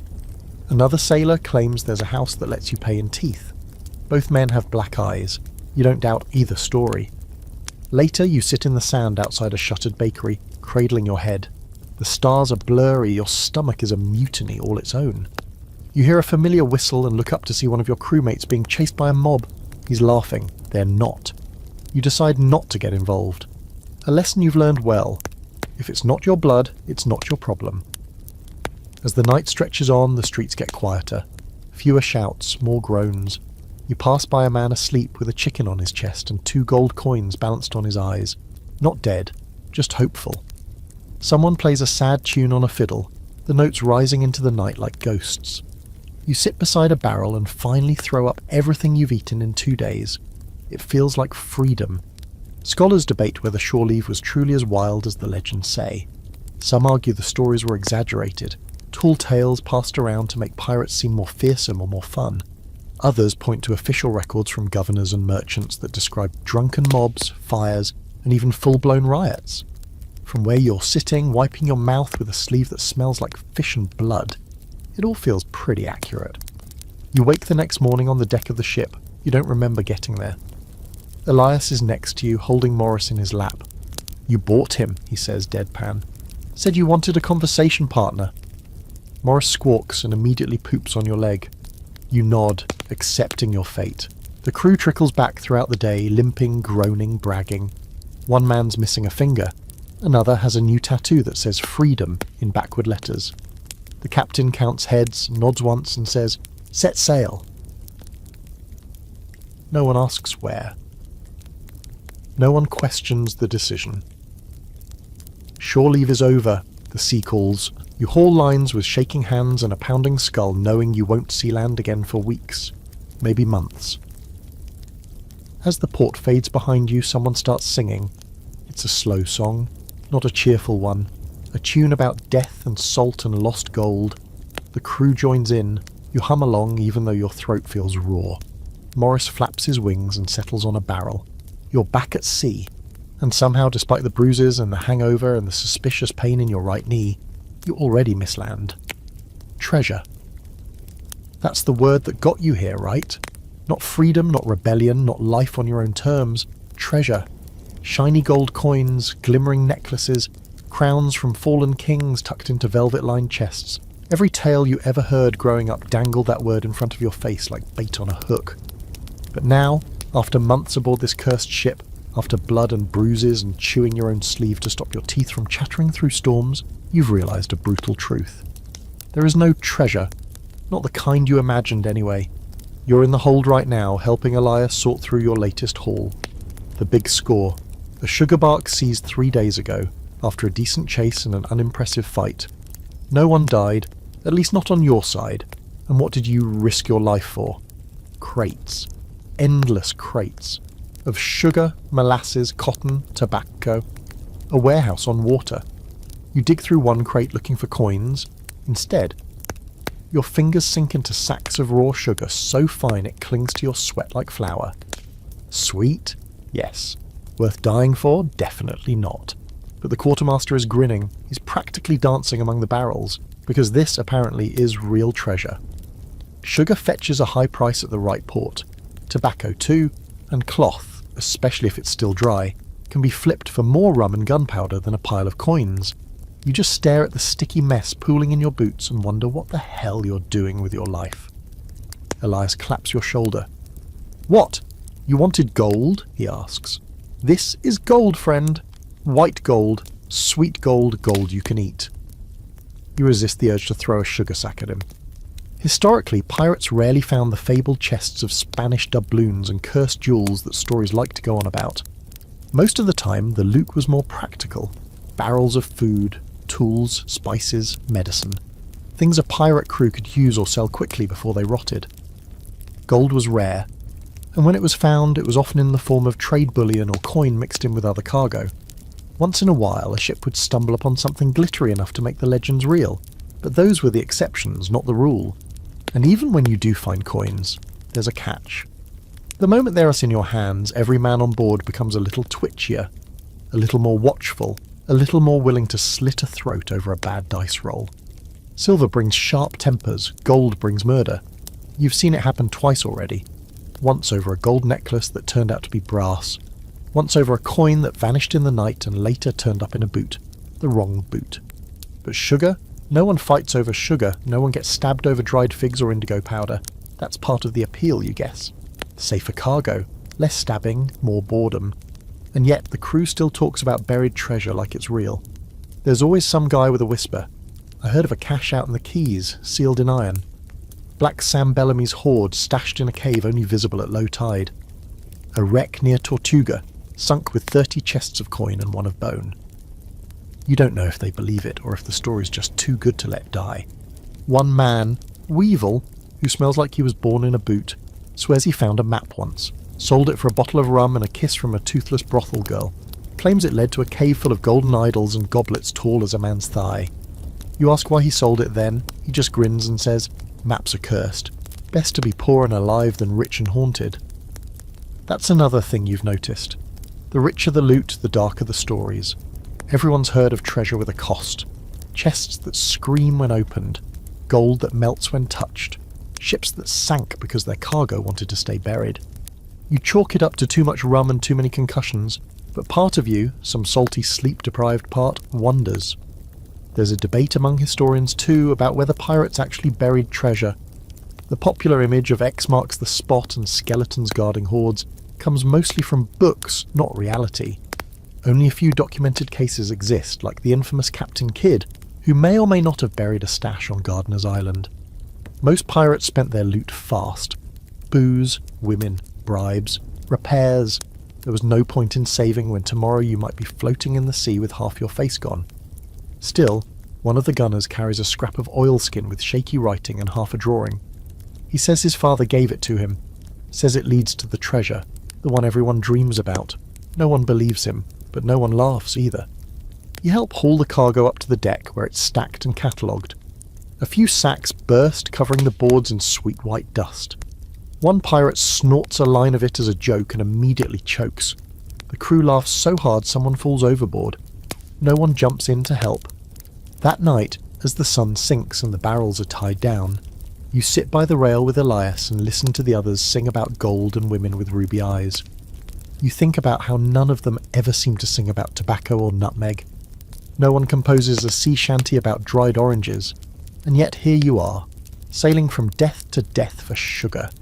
You still dream about gold sometimes, coins tumbling through your fingers, a chest so full you can't see the bottom.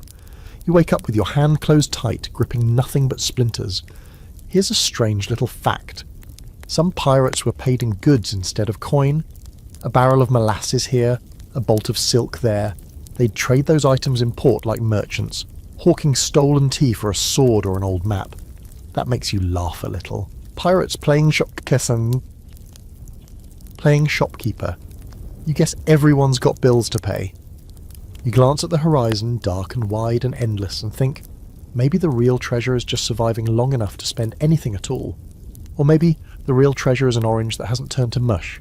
Or a dry pair of boots. You pat your own boot, and it squelches. Definitely not the boots. It starts with a woman's voice shouting over the wind. Not a scream, not a shriek, just a barked command in a language you can't place. At first, you think it's your own captain, shouting orders from behind you. But when you turn, you see another ship, low and sleek, sails dark as storm clouds, moving like it's being pulled by something angry and hungry beneath the waves. And standing on the forecastle, arms folded, chin high, is a woman. Not some tavern lass dragged along for luck. No, she's the captain, the crew mutters. Elias whistles low. That's Anne Bonny's colours, he says, half in awe, half in fear. Or maybe Mary Reed's. Either way, we're in for it. You've heard the names before, whispers of women who fought fiercer than any man, who dressed like devils and fought like demons. You would assume those stories were mostly myth. Turns out they're standing 30 feet away, armed to the teeth and staring down your entire ship like they're picking out which part to sink first. Your captain doesn't lower the Jolly Roger, that would be weak. Instead, he calls for a parley. A rare thing, risky, but sometimes necessary when the other side looks like it knows what it's doing, and worse, enjoys it. A rowboat is lowered, you're chosen to row. Of course, because who wouldn't want to row straight into a ship captained by a legend? You keep your head low as you cross the water. Up close, their ship is different from yours. Sleeker, better maintained, less vomit-stained, for one thing. There's a strange sense of order. The ropes are clean, the deck is scrubbed. And the crew, mostly women, not all, but a lot. Some with swords longer than your leg. One with a pair of pistols slung across her chest like they are part of her ribs. You're ushered aboard and brought before the captain. Her name's not Anne, or Mary. She tells you to call her Maud, just Maud. Her eyes are bright green and colder than seawater on a winter morning. Her hat is huge, ridiculously huge. You wonder if she wears it to keep the sky from falling on her. The parley is short, efficient. She wants part of your last haul. She knows what you took. She knows where you took it from. She even knows how many barrels of molasses you brought aboard. No one asks how, spies probably, or informants in port. Doesn't matter. She offers a split. 50-50, or she takes all of it by force. Your captain wisely accepts. He knows a losing hand when he sees one, and from the twitch of Maud's fingers near her pistol, he knows she'd enjoy making him regret saying no. The deal is struck, no shots fired, no blood spilled. That's rarer than buried gold. Back on your ship, the mood is mixed. Some are angry at the split, others relieved. You, though, you're fascinated, because you'd assumed this was a man's world, a brute's world, a place where women only existed as myths or victims or background noise. But that's not the full truth. You've just met one of the exceptions, and out here exceptions make the rules. Historically, female pirates were rare, but very real. Anne Bonny and Mary Reed were the most infamous, both known for dressing as men in battle, wielding pistols, and reportedly fighting harder than anyone else aboard. Qing Shi, a Chinese pirate queen, commanded a fleet of hundreds of ships and enforced a strict code that included instant execution for disobedience. These weren't mascots. These were leaders, terror makers, rule breakers, and occasionally survival stories dressed in lace and steel. There's a superstition among sailors that women on ships bring bad luck, that they stir up storms and drive men mad. You've heard that one plenty. You've also heard the older sailors claim that seeing a woman aboard means the sea will soon take someone. But now you're wondering if that's just old fear talking. Because Captain Maud didn't look like bad luck. She looked like order, like danger, like exactly the kind of person who survives out here. Where survival means knowing when to trade barrels and when to slit throats. Not every pirate queen is famous. There are quiet ones. The cook's assistant on your ship, Mira, is said to have slit a Navy officer's throat during a boarding party and tossed his body into the sea with no one noticing. She rarely speaks, but everyone makes sure to be polite when she sharpens her knives. Then there's the oddballs. the musician with a third nipple who claims it's a lucky charm from a mermaid, the old man who believes his beard is haunted by the spirit of his dead wife, the carpenter who swears he once kissed Davy Jones and now can't eat shellfish without crying. These people aren't captains, but they're part of the fabric of pirate life, fringe characters, living legends. They keep things interesting and terrifying. One of them, Jasper the Mad, has a tattoo of a woman riding a shark on his back. He says it's Ching Shi, or his mother. He's not sure. Either way, he talks to her every morning before breakfast. You used to think he was insane. Now you're not so sure. There's an open debate among historians about how much power women really had in pirate society. Some argue they were rare exceptions, tolerated only because of extraordinary skill or force of personality. Others suggest that pirate life, being outside the bounds of traditional society, allowed for more freedom, gender included. A floating meritocracy where the only thing that mattered was what you could do with a blade and a bottle. You ask Elias what he thinks. He shrugs. Doesn't matter, he says. Anyone who can sail, fight, and not get killed is fine by me. Don't care if they've got a beard or a bonnet. You nod. Because honestly, he's right. A week later, you spot Maud's ship again on the horizon. She doesn't come close, just sails past, a black streak on the water. Her flag flies high, an hourglass above crossed blades. You wonder what message she's sending this time. A reminder? A warning? Maybe just a nod from one survivor to another. That night, you dream of standing at a ship's wheel, wind in your hair, a fleet behind you.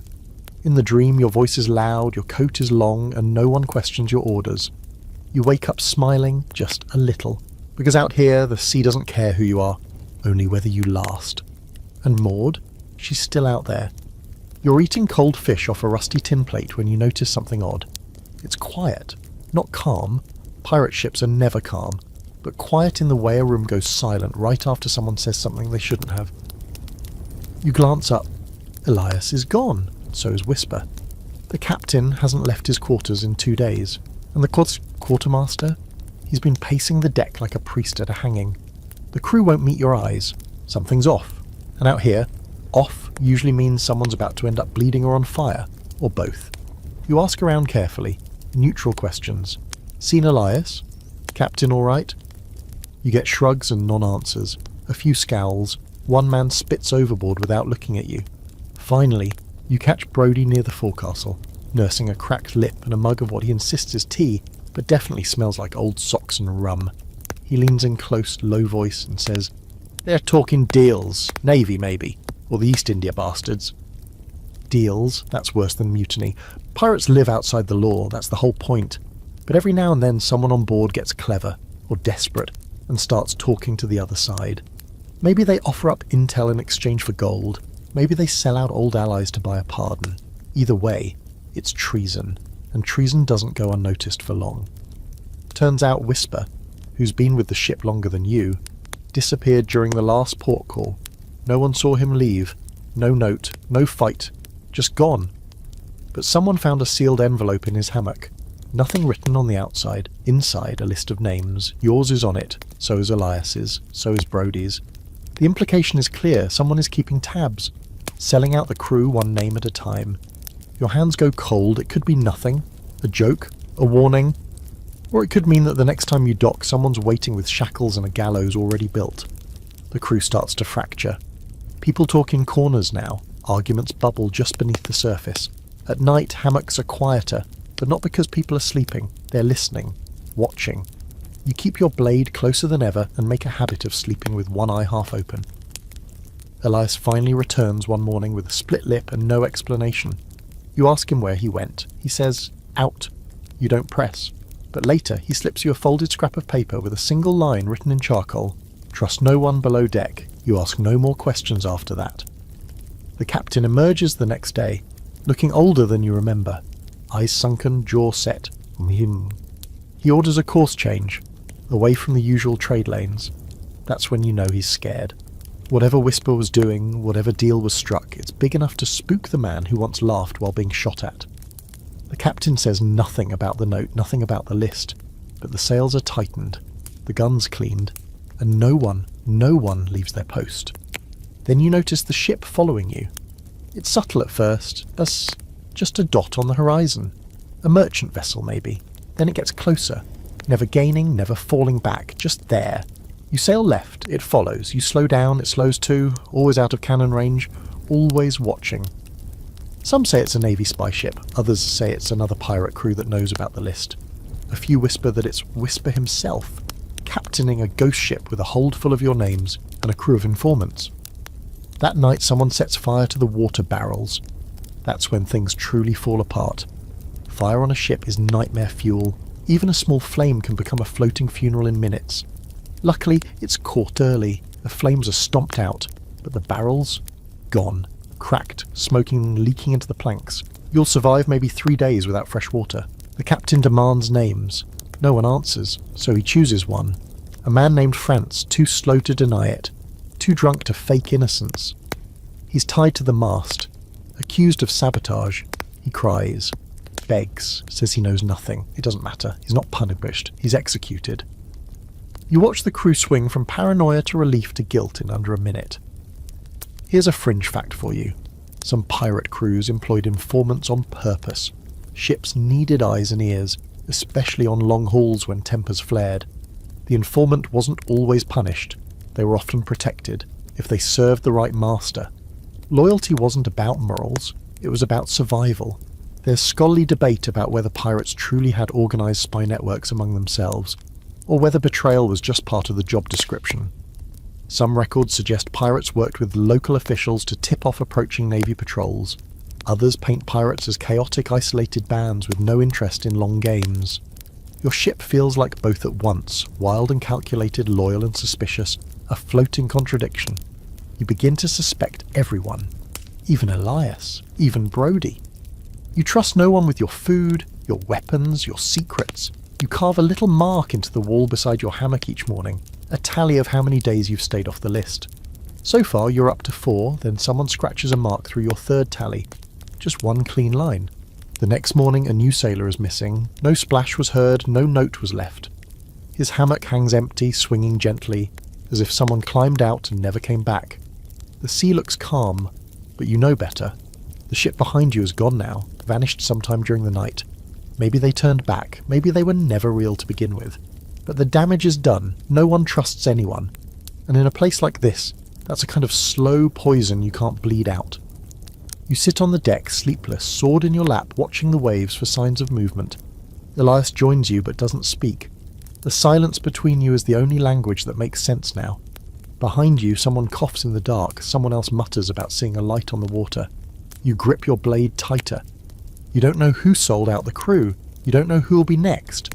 But one thing is certain. This ship is sinking from the inside. The first cannonball comes without warning. No flag, no distant shout, no glimpse of sails. Just a thunderclap of sound, a column of water erupting 10 feet off the port bow, and then a voice, your voice screaming, "Naval ship!" Before your brain even catches up, the deck erupts into chaos.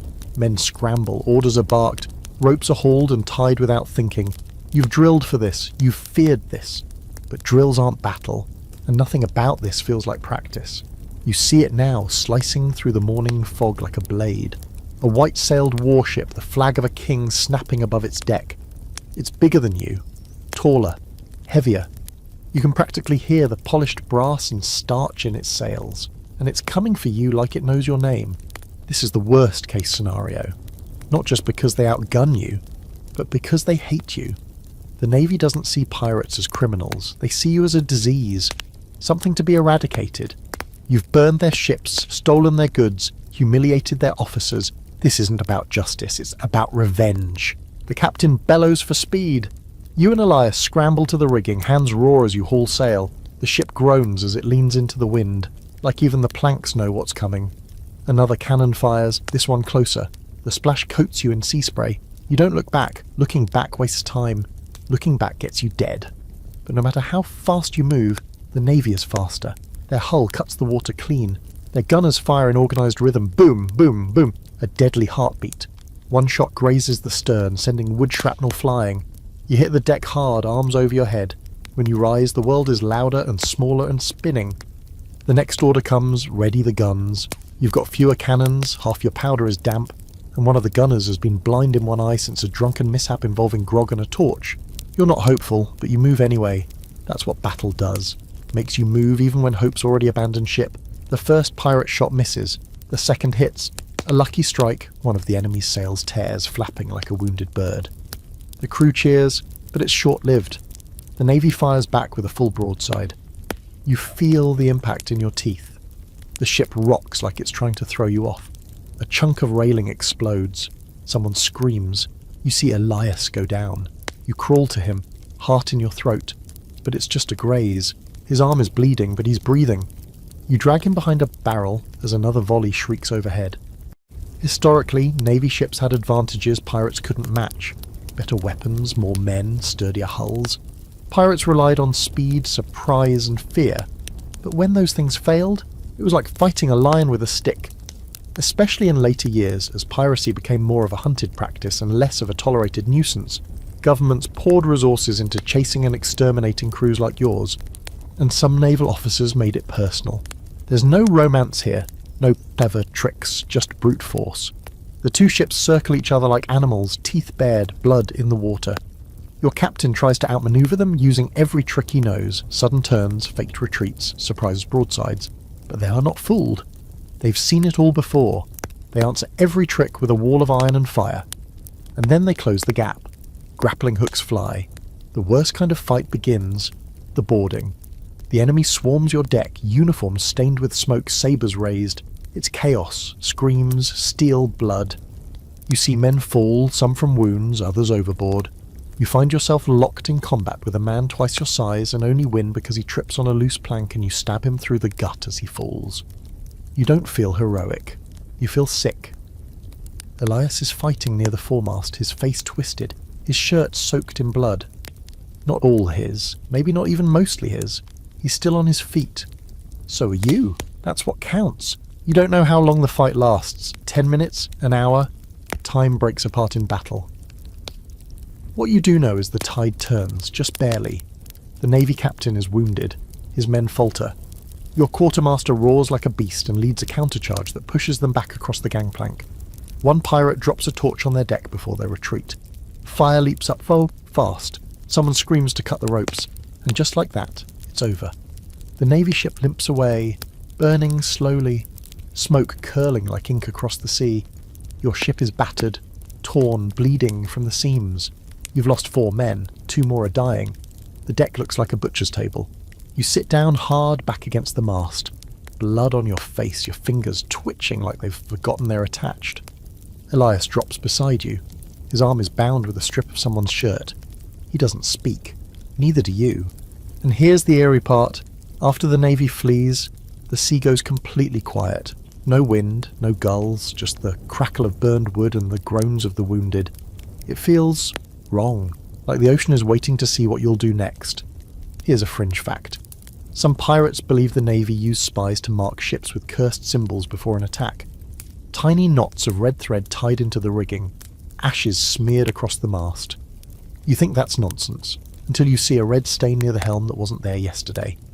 There's scholarly debate about just how effective pirate resistance was against Navy forces.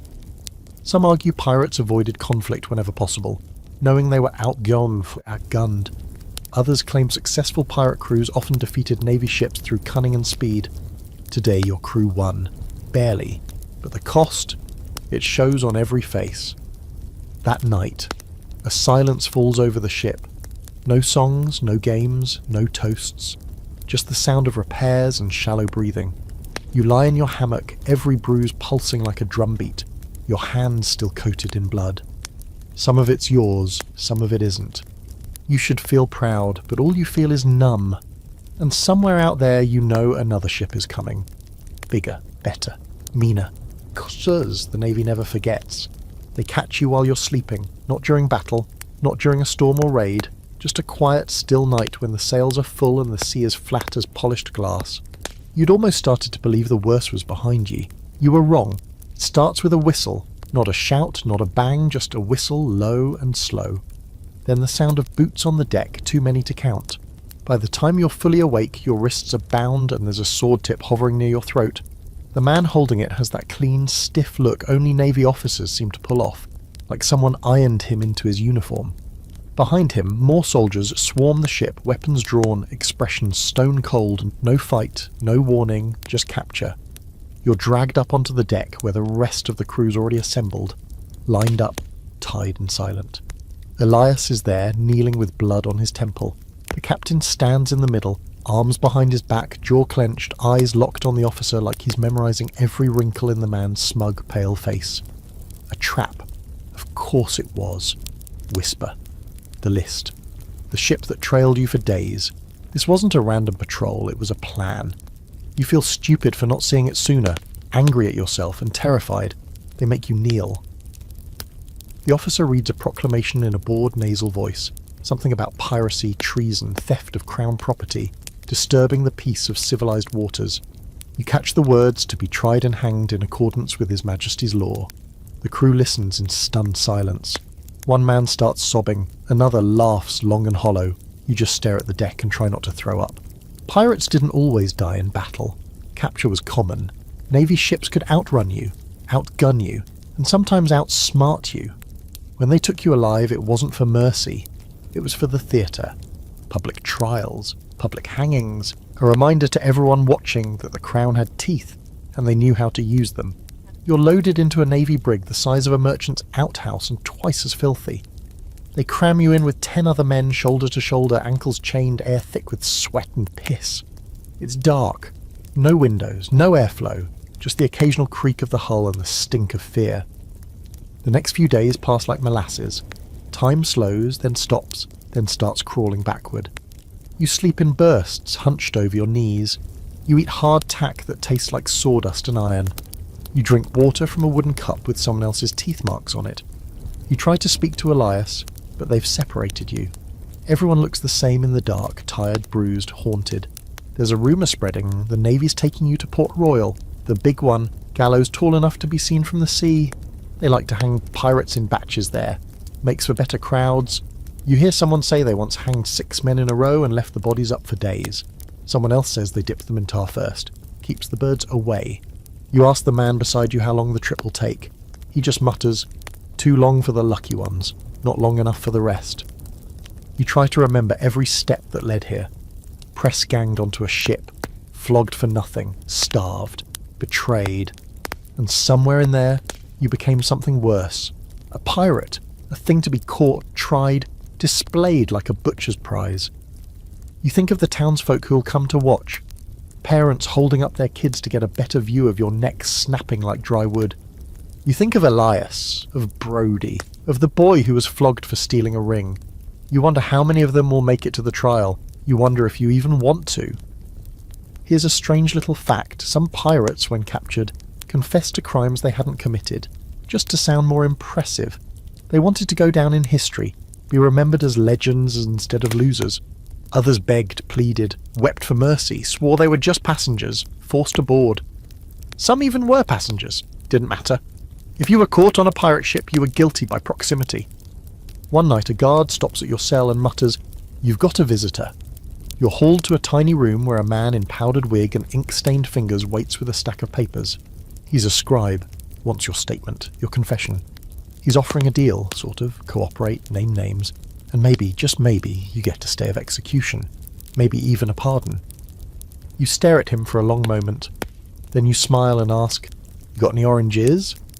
He does not find that funny. There's scholarly debate about how many pirates actually went to trial and how many were just executed on the spot. Some sources say trials were mostly for show, foregone conclusions with scripted outcomes.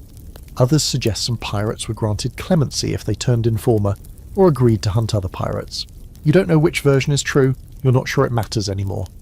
The ship rocks hard one night. Bad weather maybe. A few guards stumble, one drops a ring of keys near your cell, and for one impossible second the world holds its breath. But no one moves, not you, not the others. You're all too tired, too broken. Even freedom doesn't look like salvation anymore. Just a longer delay. You spend the rest of the night staring at the ceiling, which is just black wood and dripping condensation. Every creak sounds like a noose tightening. Every splash sounds like a final breath. The next morning you see land, and beyond it, the gallows. The docks of Port Royal smell like brine and rot and something faintly metallic. Maybe blood. maybe just the iron chains locked around your wrists. You're marched off the ship with the rest of the captured crew, single file, boots dragging, manacles clinking in rhythm like some perverse sea shanty. The townspeople are already lining the streets. Some spit, some stare. A few actually cheer. You can't tell which is worse. Port Royal was once the most wicked place in the New World, a pirate haven, a paradise of sin and rum and poorly made decisions. But now, it's the Crown's gleaming example of order. Cleaned up, smoothed out, purged of its pirate soul and replaced with gallows lawmen and preachers who speak with the same authority as cannon fire. You feel it immediately. That smug, suffocating sense of righteousness. The kind that doesn't just want you dead, it wants you erased. You're told your trial is scheduled for the next morning, quick and efficient. They don't want pirates rotting in their cells, they want them swinging in the sun. You've heard the phrase before, the king's justice waits for no man, especially not one who's already been judged by the colour of his sails. That night, you and Elias sit against the wall silent at first. Then he says, "You think they'll let us say anything before?" You shrug, probably, a few words, some dramatic gesture, something to remind the crowd that you're not just meat. Elias nods like that's enough. Then he laughs, low and bitter. "I always thought I'd die at sea, not on a stage." You don't know what to say. Neither of you sleeps. The trial is more of a performance than anything else. The courtroom's packed. Journalists, locals, officers in spotless uniforms. They call your names one by one, and each of you gets the same treatment. Charges read aloud like scripture, a quick nod from the magistrate, and then a moment to plead. You say not guilty just to say it. So do most of the others. One man screams that he was never a pirate, that he was kidnapped and forced to scrub decks. No one believes him. The judge doesn't even blink. The prosecution reads a list of your crimes, some true, some exaggerated, some you're pretty sure someone else did entirely. There's no jury, just the gavel, the judge, and the sentence already waiting behind his teeth. You glance at the crowd and see no sympathy, just curiosity, hunger. They want a spectacle. They came for blood in daylight. Historically, pirate trials were public events, part deterrent, part entertainment. Records show gallows packed with spectators, children eating sugared fruit as men swung. Sometimes ministers were brought in to pray with the condemned. Other times, convicted pirates were forced to read pre-written confessions, rehearsed like actors before an execution. And then there were the rare few who used their final moment to curse the court, the crown, and everyone within earshot. You're sentenced before noon, guilty of piracy, theft, assault on officers of the crown, and lawful seizure of cargo, and generally wicked behaviour unbecoming of a subject of His Majesty. The phrase makes you laugh, the guards don't. Execution is scheduled for the following morning, fast, efficient, and publicly posted. You get one last meal. Bread, cheese, something pretending to be stew. Elias offers you half of his, you don't ask why. You just eat in silence, savouring every bite like it's worth more than gold. That night, a minister visits your cell, a small man with a huge book and watery eyes. He asks if you'd like to pray. Elias tells him to go bugger himself with a crucifix. The man leaves. You almost laugh again. Then Elias turns to you and asks, "You think it was worth it?" And the answer should be no. It should be no, but part of you hesitates. You think of the open sea, the freedom, the wild nights.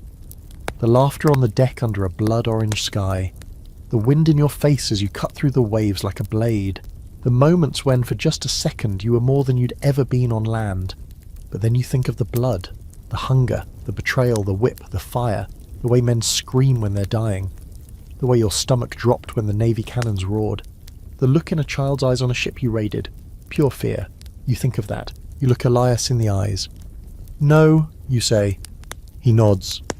"Me neither." There's a fringe account about a pirate who, facing execution, tricked the court by faking madness, chewed off a finger, screamed about sea demons, claimed to be Neptune's bastard son. They delayed his hanging for months. Some say he escaped. Others say they hanged him anyway, just upside down as a final joke. You wonder if you should have tried something like that. Too late now, and you don't sleep. Not because you're scared, though you are, but because you want to remember every second. You watch the moon drift through the bars. You listen to the wind. You count every breath like it matters. In the morning they come with chains. They march you to the gallows in a line. People cheer. Some boo. One woman throws a flower. You step onto the platform and the rope is heavy around your neck. Scratchy. Smells like damp rope and smoke. They ask if you want to speak.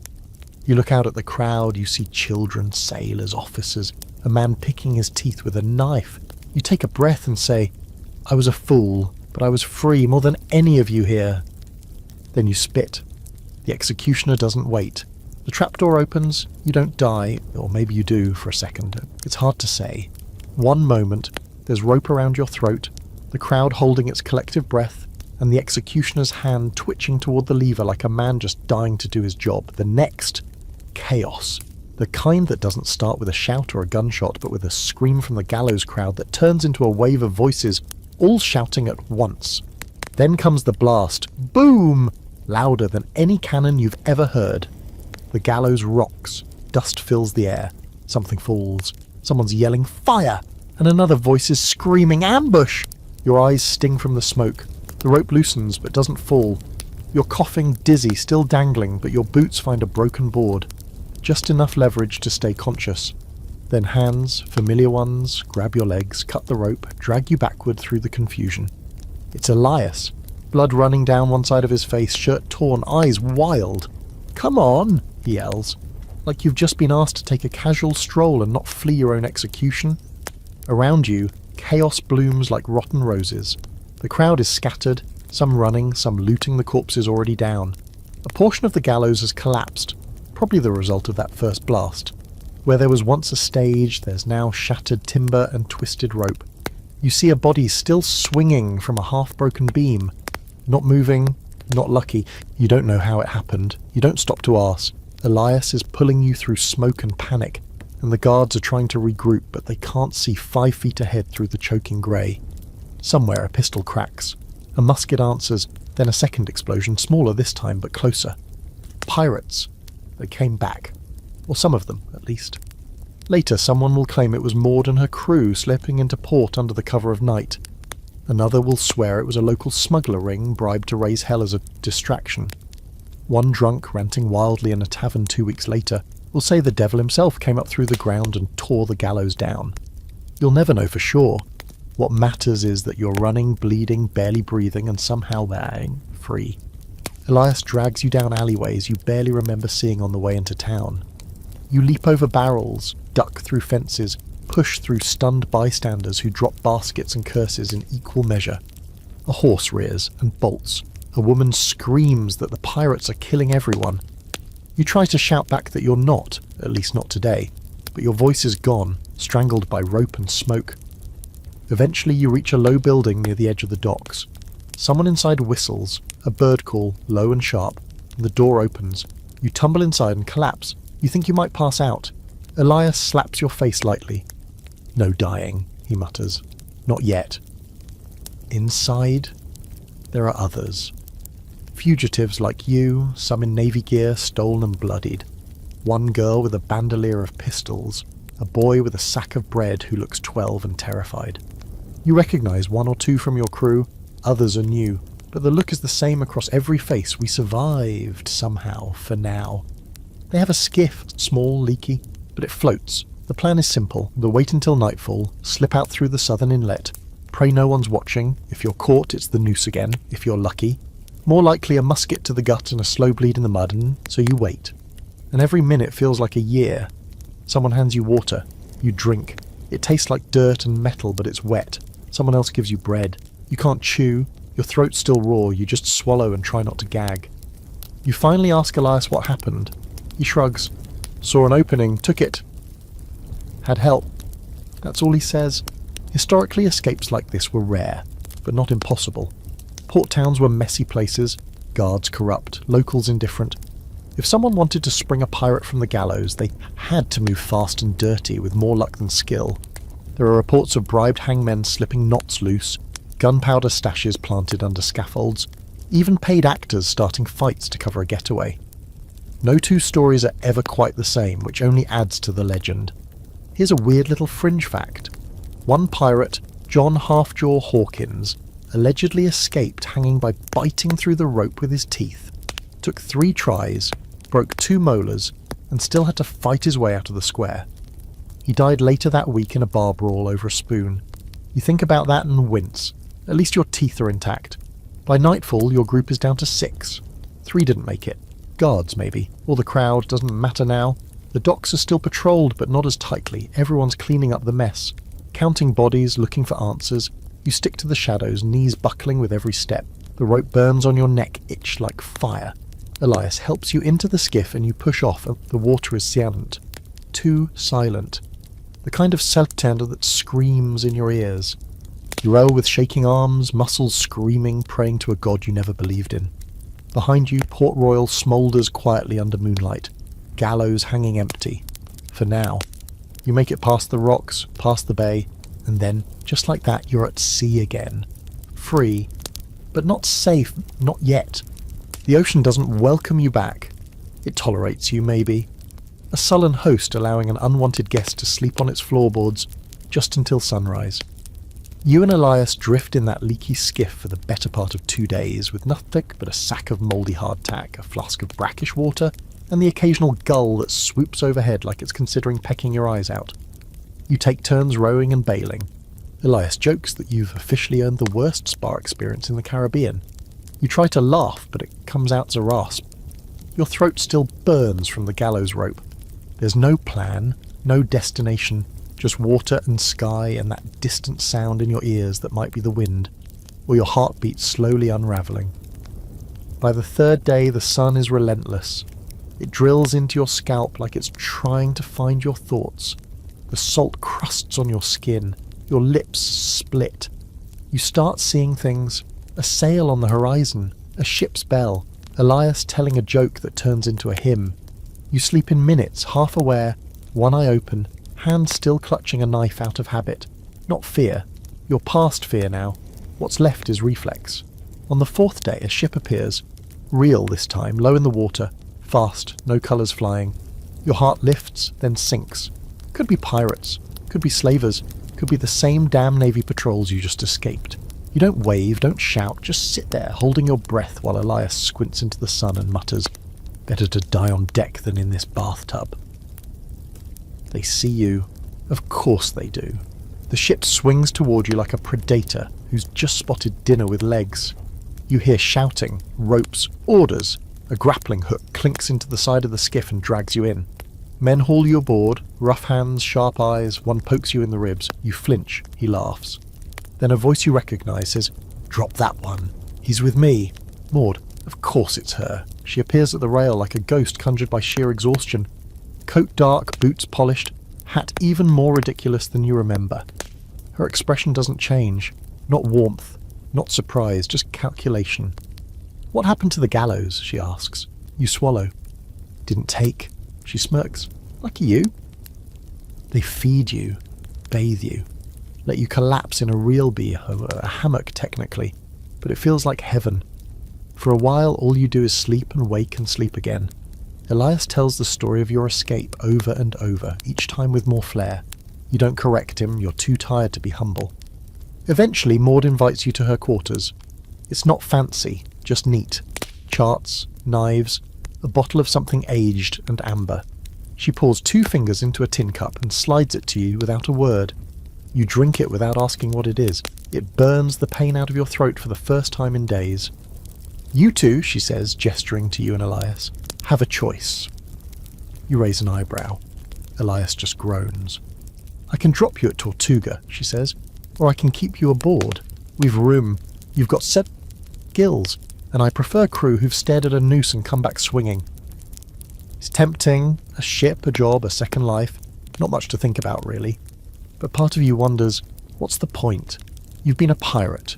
You've starved, have fought, bled, killed, wept. You have seen men gutted for lies and hanged for truths. You've buried friends, betrayed strangers. You've lived a life most people fear in stories, and you barely lived through it. Do you go back? Do you start over? Or do you stop? That night you sit on the deck alone, the sea stretched out like a road you can't decide to walk down again. The moon is full, the air cool. Behind you, Maud's crew sings quietly, not drunk, not wild, just there, steady, alive. Elias sits beside you. He smells like salt and rum and whatever bruised herbs they use as soap on this boat. "So," he says, "what do we do now?" You shrug. The same thing we've always done. He laughs. Which is what exactly? And you say, keep not dying? That gets a real laugh. A tired one, but real. Historically, some pirates did get second chances, pardons, new ships, new names. Some returned to sea, some retired quietly. Others couldn't stay away and died trying to relive their old glories. The cycle never really ended. It just moved forward.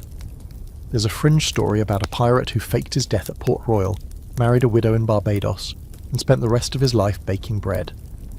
Another tale tells of a woman captain who sailed under a new name for 20 more years before vanishing with her entire crew into a fog. Legends. Half-truths. You wonder which version you're stepping into now. Maud lets you stay. No ceremony, no welcome speech. Just a new hammock, a fresh blade and a nod. That's how it works. You're part of the ship now again, but you're not the same. And the sea, as always, is watching. You start calling it the quiet life, but only in your head, and only with the sort of bitter sarcasm that comes from surviving things that should have killed you twice over. Life aboard Maud's ship isn't easy, but it's a long way from the chaos of your last crew. There's no whip crack echoing off the mast. No gambling brawls that end in blood. No stench of rot beneath the deck. Maud runs a tight ship built on rules and respect, and you almost don't know what to do with that. Almost. Your new job is maintenance. Ropes, sails, wood patches. Things you can do quietly away from most people. Elias is still there, of course, now the ship's unofficial quartermaster, though he insists his real job is supervising rum allocation and moral support. The crew likes him. They're wary of you at first. You're the ghost who escaped the noose. You're the one who saw the inside of a navy gallows and walked away. That makes people nervous. Superstitious. Curious. Eventually the stares fade, replaced by something else. Nods. Jokes. Half-shared meals. It's not trust, not yet, but it's close. Weeks pass, then months. You raid a few ships, nothing big. Maud prefers targets with minimal resistance, small merchant sloops, privateers who get too bold. Her goal isn't gold, it's survival. Food, powder, medicine. She avoids navy patrols, cuts deals in hidden coves, trades with locals who don't care what flag you fly as long as you pay.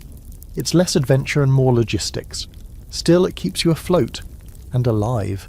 One night you dock in a tiny port on an unmarked island, just huts, a dock, and a man who sells rum by the barrel. It's your first chance in months to stand on land. Your legs feel like jelly. You nearly fall on your face and Elias laughs so hard he drops his pipe in the sand. You wander into the village and buy a sweet orange with a copper coin. You eat it slowly, sitting on a crate, juice dripping down your chin. It's the best thing you've ever tasted. Historically, most pirates didn't die in battle. They died from disease, starvation, infection. Even successful crews often met their end from a scratch that went septic or a rat bite that turned feverish. You think of all the ways you could have died. Famine, hanging, drowning, fire, gunshot, betrayal. You wonder how many more are waiting. Maud calls a meeting on deck that night. A vote. She's got word of a potential prize, a treasure ship out of Havana, heavy with silver, bound for the Spanish Main. Big risk, big reward 'em. Everyone gets a say. You vote yes, not because you care about the silver, but because part of you wants to feel alive again. To remember what it was like to grip a blade with purpose. The raid is brutal. The ship is guarded. Not by soldiers, but mercenaries, hardened men with cruel smiles and no fear. You take one down by tackling him into the hold, the two of you rolling through gunpowder barrels and broken crates. You don't remember the killing blow, just blood, screaming, and then silence. In the end, you win. Barely. You take the ship, you get the silver. But you lose 4 men. One of them is Elias. Shot through the gut while covering your retreat. You drag him to the deck, screaming for help, but you know. He looks up at you, eyes wide, and says, "You still owe me for that orange." Then he dies. No final speech, no last breath sighing through poetic lips. Just that, and gone. You bury him at sea with the others. Maud says a few words. You say nothing. You can't. Your throat is closed, your eyes are dry, and everything inside you feels like it's caving in. That night, you sit at the bow with Elias's pipe in your hand. It doesn't light anymore. You keep it anyway. There's an old belief that if you die at sea, your soul stays with the ship. You're not sure if it's true, but you swear you hear his laugh sometimes when the wind's just right. Here's a final strange fact. One pirate captain, after losing his entire crew in a storm, sailed alone for 2 years talking to ghosts. People called him mad, but they also say he never lost another battle after that. Sometimes madness is just grief wearing a different coat. You stay aboard Maud's ship for another year. You get stronger, quieter, more respected. One day she asks if you want your own command, a sloop of your own, crew, compass, Horayad. Freedom. You say no, not because you're afraid, but because you finally learned that freedom isn't found at the helm of a ship. It's found in surviving long enough to choose what happens next. Eventually, you dock at an island far from any navy patrol, far from ports that whisper your name. You disembark. Maud watches without question. She nods once and says, "Don't die stupid. You promise you'll try. You live in a hut near the water now. You fix boats, tell stories, eat fruit. Sometimes someone asks about the rope scar on your neck. You just say, 'It's from when I tried to kiss a navy girl.' That usually gets a laugh. At night you walk the beach. The sea calls, like always, but this time you don't answer. You've had your fill. And that, dear friends, is the story of your horrible, cursed, sweaty, sea-sickened, blade-scarred life as a pirate. You didn't die at sea, or in battle, or on the gallows. You died and came back and kept moving, one splintered day at a time. That's not glory, that's survival, which, in pirate terms, is the same thing. So if you're still awake, congrats. You just lived through something most people wouldn't survive 10 minutes of. If your pillow now feels extra soft, that's because you've earned it. Now close your eyes, breathe in deep, and drift away like a stolen ship into a moonlit cove.